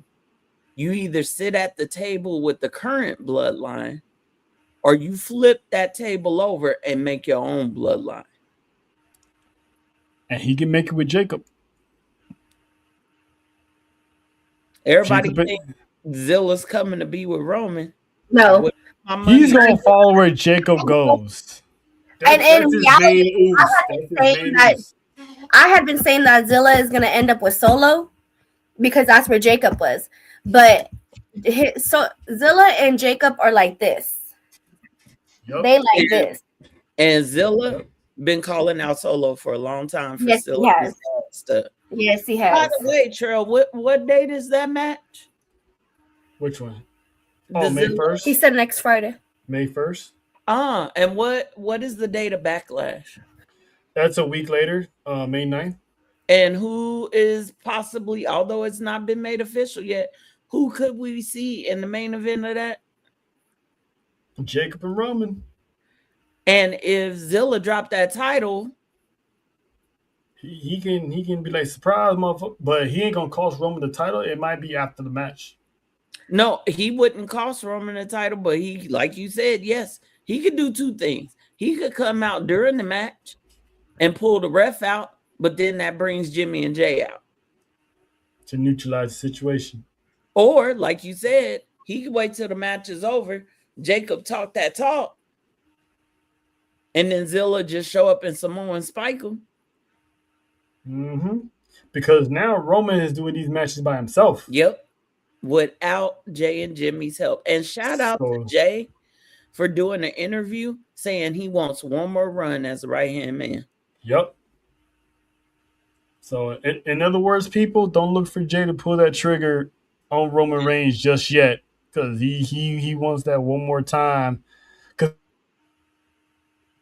this time is different. This time he's looked by Roman as an equal. He acknowledged his main event Jay. He let the people yeet it. He's everything's different now. The attitude with Roman is different. He's still that ruthlessness, but now he shows the Usos more respect than he ever did. Roman's goal with his family now is to bring them together. But he gonna have to pay for some past discrepancies before that happens. And he's gonna have to prove himself. I can't wait to see when Solo gets mixed into all this. Hopefully it'll because Solo later. Yeah, because Solo keep popping up everywhere the Usos is or Jacob is lately. Solo's been popping up with MFTs, and it's like, what you doing here? And then MFT, like Thomas looking at him like, why are we here? I'm foolish enough to think that this Friday, because if Raw after Mania is good, they gonna try to do something with SmackDown. Should be better. Mm-hmm. I'm crazy enough to think that Tama and Solo end up in a little tiff again. Oh, based off of last Friday, hell yeah, they're gonna be in a little tiff. Which, by the way, the White should have won that match. But anyway, look, because I was like, sir, if you don't end up at your meet and greet, we're gonna have some problems. Okay, well, I better be okay. Solo thinks that the rest of the MFTs are on his side. Whose blood is it really? No. And I've been saying that since the dream. Yes. Like they're looking. Solo's gonna end up. Yeah. Solo's time is starting to come up. Exactly. It's problems, Bella. It's problems. It's gonna be the Tongans. And Tama posting workout videos. I seen it. That man is thick. I seen it. He didn't put on some more muscle. You not putting on that leading man muscle unless you plan on being the leading man. So knee pads ready, baby. Continue, sir. Because ain't he the older brother? He is. Mm-hmm. And what's funny is Tala is the baby. Has the baby tree. Look, it's always like that. The oldest are the little ones, and the youngest ones are the bigger ones. Solo, get them knee pads ready, baby.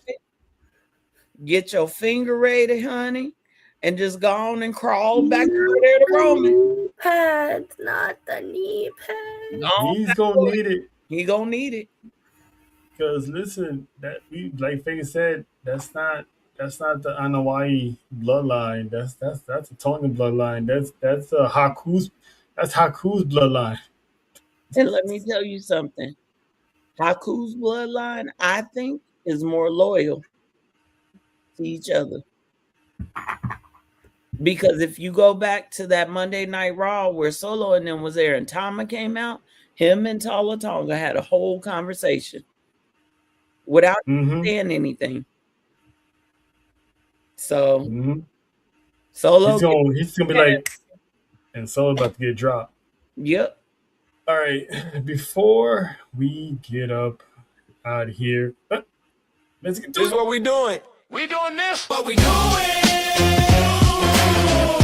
I made this song. You like it or what? How about new?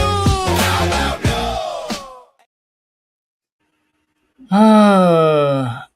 no? WWE fans, come on down.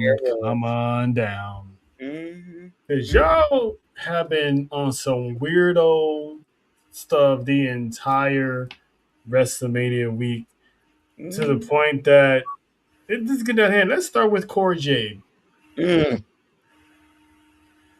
Or AKA, Elena Black. She was recording, she was chasing down a man, she was claiming that, she got sexually assaulted. Turns out the man grabbed her ass. So it's like you can't go to these meet and greets and stay and keep your hands to yourself. You had another one get into a fight with Vito, which is a former SmackDown star from the Full Blooded Italians. He was getting that word from Vito. You had the dude that was filming AJ Lee and Bailey hugging each other. They basically give each other a hug. There's one thing to stand far away and you try and get that snapshot. But when you're this close, come on, getting a video recording and Bailey's like, hey, back up, get away. That forced CM Punk to come over there and smack the phone out of the dude's hand. And that dude looked like a weirdo too. Yep. And then also there's the one, like you mentioned earlier, falling beat to the restroom. It's like, what are these fans doing? Like, y'all gonna wind up getting hurt and getting hurt bad. And I know some of them, they do that on purpose just to get hurt so they can sue. Yeah, and I'm like, again, I feel bad for these, wrestlers, it's celebrities in general. It is a lose-lose situation for them because they're protecting themselves or their significant others, their family, whoever they're with. They're protecting them. And in the end, them protecting them can also cost them a lawsuit. Or they're going to be in the media known as, they're going to the whole story is going to get spun that's not in their favor. And that's, unfortunately, that's the reality. But that's also the fucked up part. 2025 and 2026 has been the worst of wrestling fans as of late. And then, Randy Orton getting swarmed by people. And it's like, and Oba with his by the way, guess who I saw? You remember that chick that you remember that chick that went online and complained about Oba Femi not wanting to do the pose? And I know you lying. And she got flamed up by the internet. She showed up at WWE World. I'm like, you guys, look, it's Pom Pom bitch. And they're like, what? And Charles like, who are you? What are you talking about? And I'm like, look. Was she in line for Oba? No, she was walking. She was walking to a meet, like if she was gonna go to a meet and greet. And I bet she did go to a meet and greets. But she was with her damn pom pom. Listen, if I knew who she was, but Nessa pointed out, I would have been like, oh, Bob. Yeah, he was like, who are you talking about? And I'm like, look. It wasn't until she was around the corner and Ness explained. I'm like, oh yeah. Mm-hmm. Yeah, I'm like, wow. I think you picked the right. Is this what we doing? Because that was the same thought I had. Unfortunately, these big events, these big wrestling events, and all weekend events like WWE World, it is an amusement park for the gross of society. It is an amusement park for pedos. Y'all know who I'm talking about. Mm-hmm. It's an amusement park for assaulters and for stalkers, because guess what? Ain't nobody checking them. Mm-mm. Ain't nobody, there's no boundaries. There's no one. You know what? At this point, just put body cams on all the superstars. I'm telling you, one of these days, the more this stuff happens, they're gonna create a law that's gonna protect these athletes, these wrestlers, these celebrities from any lawsuits if they feel threatened. So one of these days, they're gonna legally be able to whoop your ass, and you can't sue them. There's a difference between like how we were doing it, where we want to see them. They're clocked in, right? They're at the convention center. Mm-hmm. We're all swarming to see them, and respectfully. Mm-hmm. You have to be respectfully. Mm-hmm. Mm-hmm. There's a difference between then and when they're out and about on their own time. That's right. Granted, again, celebrities, this is what this is what they signed up for, but they are still people. They are off the clock. So when you see them at their hotels, when you see them with their family, when you see them out eating, why do you feel the need to bum rush them? Because I know I would not want to be bum rushed like that. Mm-mm. I want peace. When I clock out from work, I'm in my car blasting music because I want peace. I don't want to be bum rushed. I'm sitting in the car before I come into the house because I want peace. They want peace. They're surrounded by people all the damn time that they want time for themselves. Yeah, because like I said earlier, when we ran to Armstrong, she wasn't doing any meet and greet. She was just chilling with her people. Yeah. And me and John respectfully walked up. Like, hey, can we get a photo? And she was nice. She's like, yeah, sure. And it's the approach, and the tone. And if they tell you no, okay, nice to meet you, and go about your business. At least we can say, we got to talk to him, blah blah blah. He said no, but hey, we got to see him. You know what I'm saying? Yeah. So, I'm gonna say this too for the people, because I just learned this. There are people who purposely hang out around the major hotels, WrestleMania weekend, waiting to see where the wrestlers are, and then they post it online. And then everybody flood the block. And everybody, like the MGM situation, everybody that posts should be held accountable, should be taken into court. Period, point blank, no questions asked. You should not. I'm gonna tell you right now. Run up on Jimmy Uso with his new baby and Naomi and see what happened.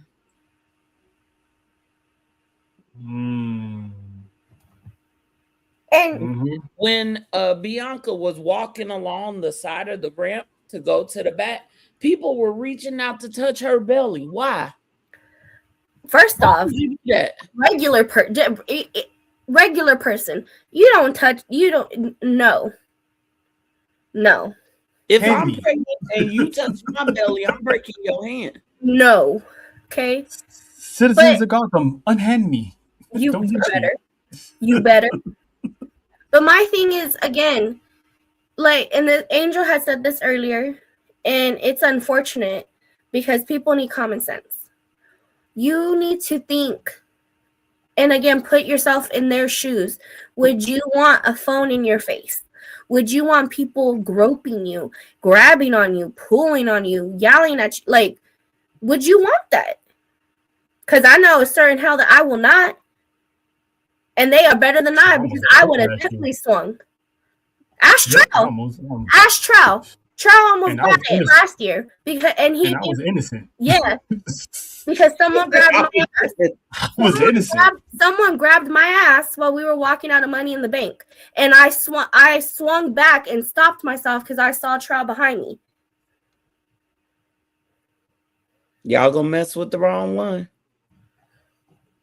and then you gonna be online. And there's a lot of these stars. A lot of these stars who are young, who they got tempers. You don't see them running up on Jacob like that. You don't see anybody. I wish you would. I wish. There's only certain people they would run up on. Yep. Even Royce Keys, he just got here, and he was harassed for a photo. And dude was like, "You know what? I'm gonna go. He told him, "I'm gonna go. This is my time. I'm off." Yep. Yeah. And that dude's from the Bay, so they could have easily went left. And I want to add on to this because I feel like the theme of This Is What We Doing is fans and what we saw at WWE World. As an adult, you guys should know better. Okay? I get it. We're relaxing. We're chilling. I was right there with Stephanie Valkyrie for a civil regime. And they were, she was throwing free shirts. Okay, cool, right? Some lady grabbed, caught the shirt, and then here comes this grown-ass man and latches onto that lady's shirt and starts fighting with her for it. Okay. Everyone's compacted in. And this man reaches over. And who's in the middle of them? A child. And his mom.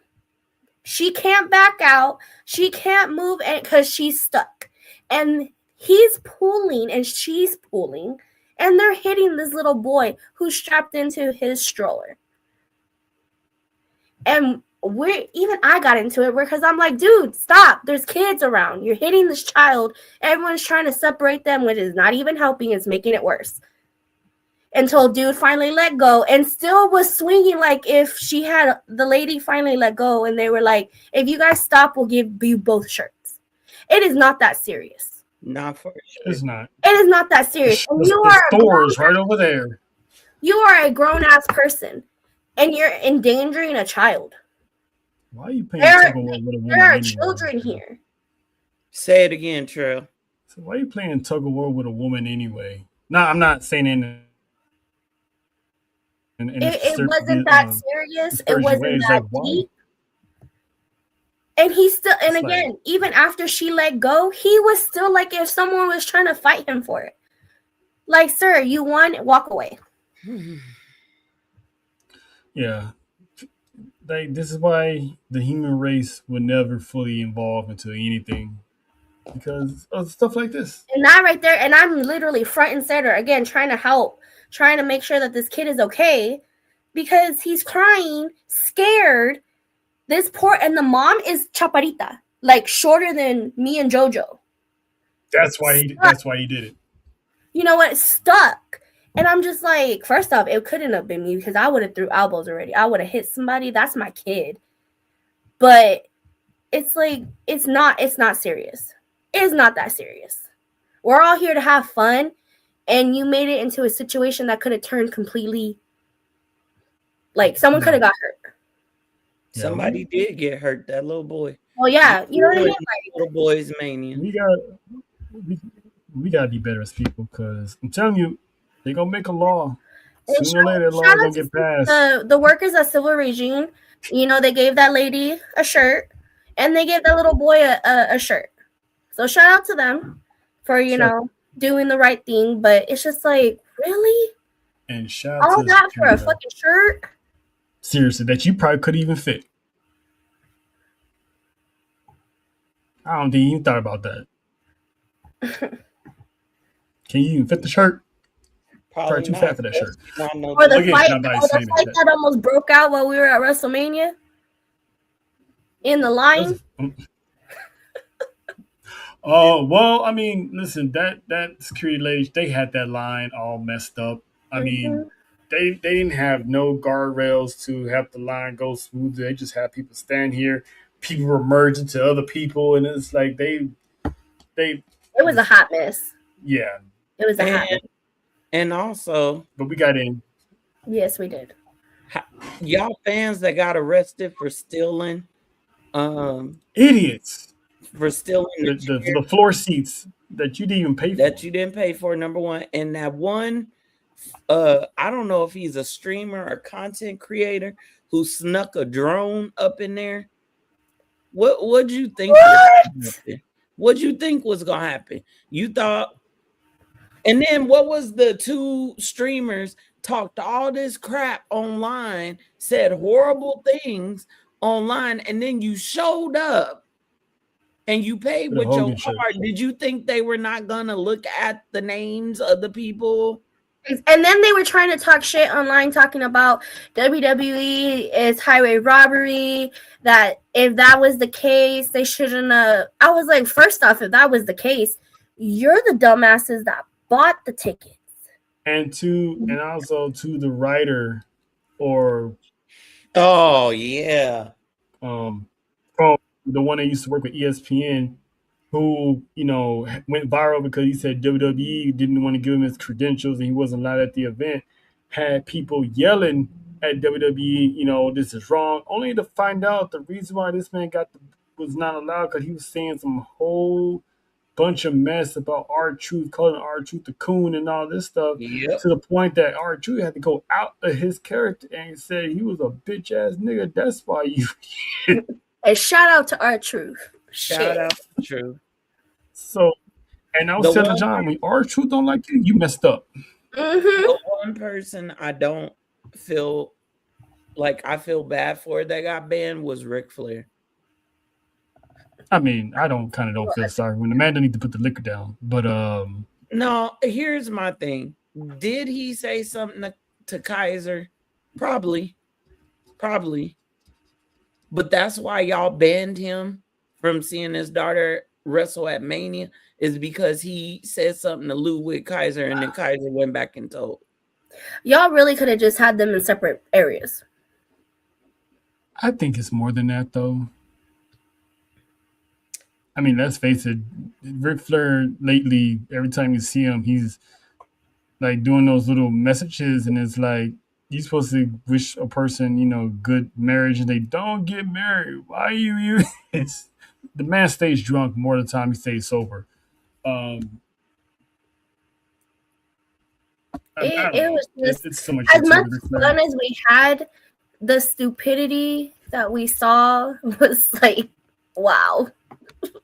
Yeah, it's we just gotta be better as people. There's always gonna be someone who's gonna ruin it for everybody else. One bad apple to ruin the bunch. But Faith, we appreciate you for pulling up. Shout out to JoJo, John, Nessa. The Fab Four took over Las Vegas, and we never looked back. We had so much fun. And listen, the Vanessa cheese dip. It hit spot. She had two flavors. She had two flavors. And they were fire. So we're gonna get up out of here. So much love to everybody.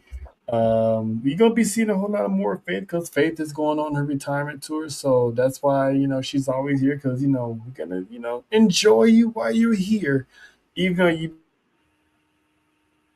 be back sooner rather than later. This is just another Seth Rollins ploy. She's gonna be out for a minute, and then next thing you know, what's up, Boosters? No, you did. So Seth Rollins. So she's gonna be Mana Rollins in a bit. So I'm gonna pull a Roman. She's going on vacation for a bit. Yeah. And then she's gonna pop up. But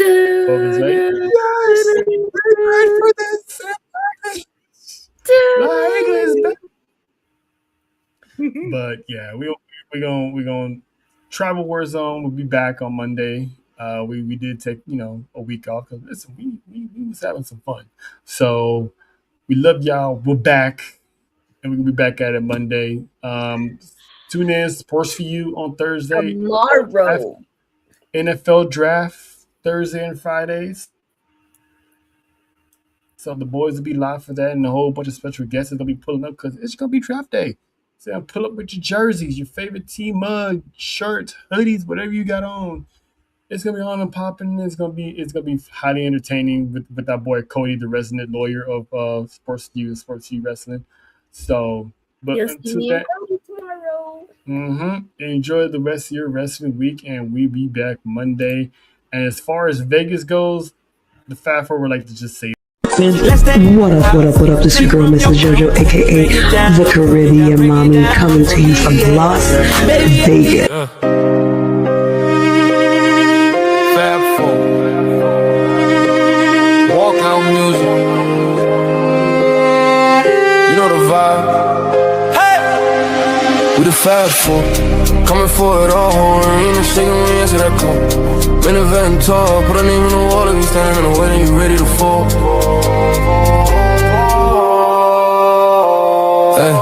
Sports for you, wrestling in the screen, that's the platform. Man, event John, turn the crowd to a sandstorm. Every suplex, bitch pop, get the fans warm. Whole car built on the way that my hands form. West Coast demon, that's what it cold look. Flock from the map just to write a whole rule book. Got him in a chokehold, read him like a notebook. Turn a little side quest into a bowhook. Whoa, we the Fab Four. Coming for it all, arena shaking wings of that call. Man, event tall, put our name on the wall. If you standing in the way, then you ready to fall. Hey.